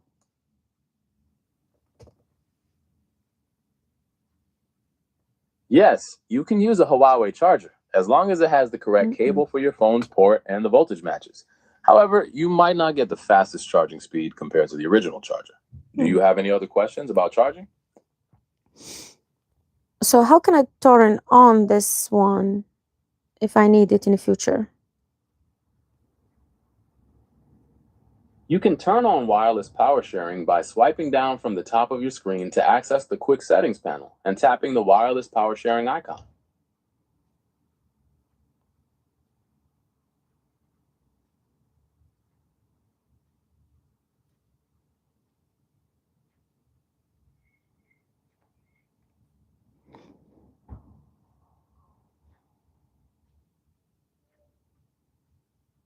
Okay, I think I've done everything related to the battery. And here said how to organize that one. Edit. Oh, I can do that edit. Hold on. I like that.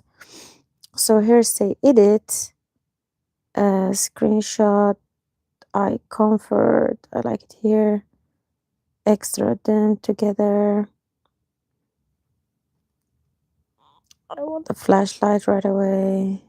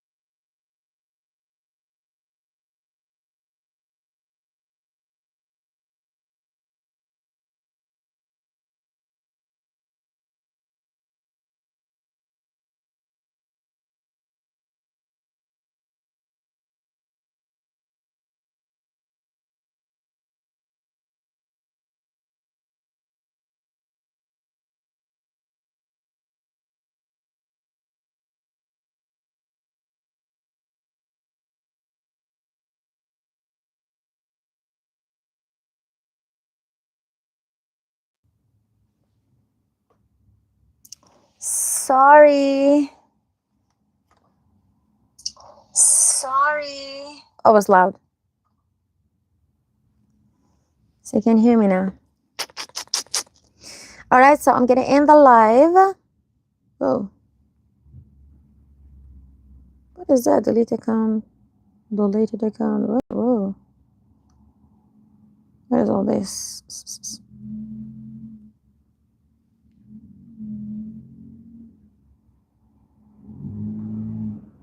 So I'm trying to change it from WhatsApp business to normal WhatsApp, but it's okay later. I'll do that later.